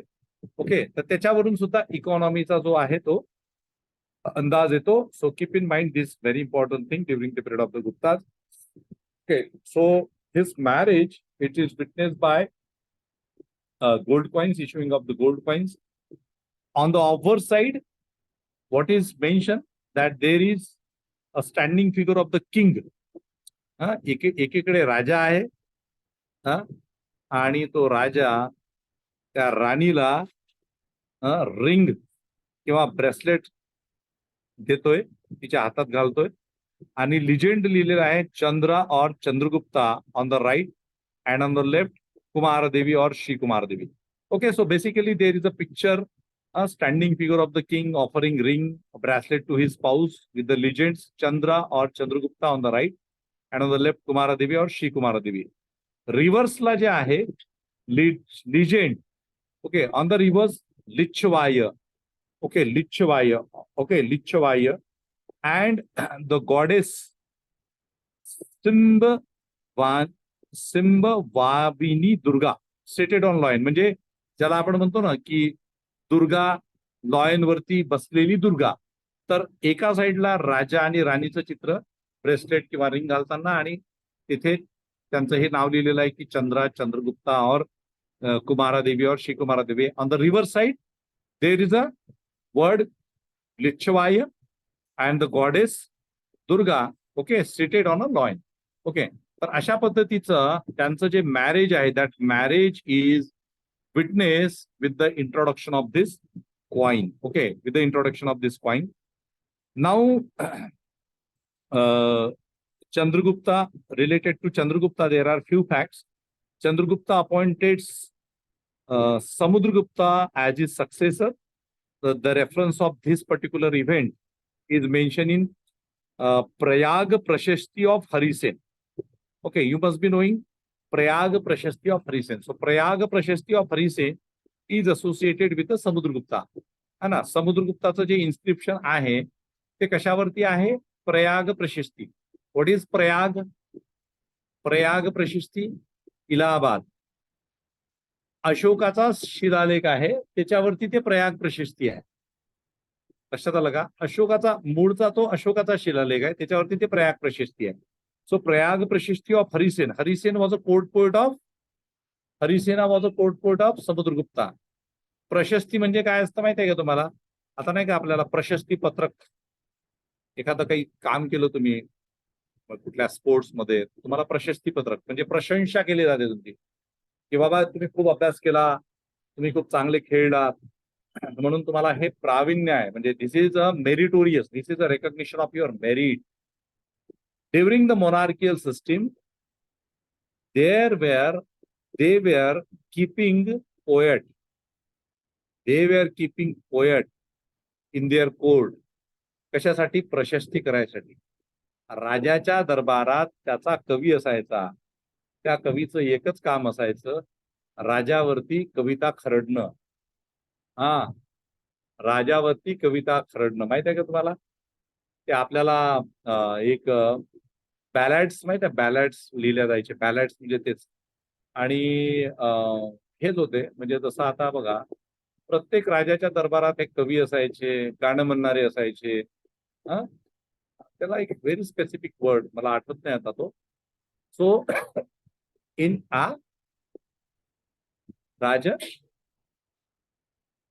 राजकविता तेच ना, राजकवीचं कामच ते असायचं की कविता लिहा. ओके, राजकवीचं काम तेच असायचं, कविता लिहा, त्याच्यावरती प्रशंसा. So prashasti is basically associated with the prashasti of whom? The king. Okay, so Harisena was the court poet of Samudragupta and Prayag Prashasti is written by Harisena. त्याच्यामध्ये त्या राजाचं डिस्क्रिप्शन असायचं. Okay, so Chandragupta first appointed Samudragupta as his successor. This reference is mentioned in Prayag Prashasti of Harisena. According to some references, there was a person, his name was Kach. Okay, and Kach was another name of Samudragupta, which is mentioned in some of his gold coins. Okay, so if you get a question, ki what was the another name, possibly what was the another name of Samudragupta, so that was Kach. Okay, Kach, K-A-C-H-A, Kach. Okay, this was another name of Samudragupta, and this is also mentioned in some of his gold coins. Some historians believe that Kach was his elder brother and Chandragupta wanted Samudragupta to be his successor, so he appointed Samudragupta as the ruler. आता दोन गोष्टी आहेत त्याच्यामध्ये, म्हणजे according to some references it is identified that की काच, according to some gold coins, Kach was the name of Samudragupta. According to some other references, it is identified that Kach was the elder brother of Samudragupta. But Chandragupta wanted Samudragupta to be the next successor, and that's why he appointed Samudragupta as the king. बऱ्याचदा असं होतं राजेशाही पद्धतीमध्ये, many of the times this has happened. Like Akbar never wanted Jahangir to be the Basha. Okay, अकबरला जहांगीरचा मुलगा जो होता तो बादशाह बनवायचा होता, कारण जहांगीर वाया गेलेला होता. कोणत्या बापाला वाटते की वाया गेलेल्या पोरांनी त्याचा पुढचं नाव चालवलं पाहिजे? त्याला वाटते की बाबा त्याच्यापेक्षा जो जास्त चांगला आहे त्याला कुठेतरी आपण काहीतरी वारसा गिरसा आपला त्यांनी चालू ठेवावा. तर मोनार्कीमध्ये पण असंच व्हायचं. Okay, so here also the story must be repeated, but there are two references. Kach was the name of Samudragupta, and Kach must be the elder brother of the Samudragupta. But even though Kach was the elder, but Chandragupta first wanted Samudragupta to be the next king. Okay, and that's why afterwards we can find the tenure of the Samudragupta, and Samudragupta's tenure is 335 to 375 to 76 AD. ठीक आहे, तर आता आपण काय करू की समुद्रगुप्ता खूप लांब आहे, बराचसा लांब आहे, कारण समुद्रगुप्ताला बराचसा वेळ लागेल. We shall continue Samudragupta afterwards, and then in a one separate session, in next session we shall finish the entire Guptas. Okay, entire Guptas. So I stop here for today's session, and see, with respect to history, there are so many facts. There are so many facts scattered here and there. Okay, we are trying our best to explain so many important facts with respect to examination, but still history is a vast subject. Okay, every subject is a vast subject, but in history there are so many facts. इकडे असतात, तिकडे असतात, तिकडे असतात, खूप साऱ्या facts असतात. Okay, so I have given you maximum factual information. Okay, and in between also I am discussing so much information. Okay, from here and there. So तुम्ही काय करत चला की रिवाइज करा हिस्ट्रीला. Whatever booklets I have shared with you, so you go through those booklets. Wherever you are finding some difficulty in understanding, so you can ask me. ठीक है, चलो, thank you very much for today's session.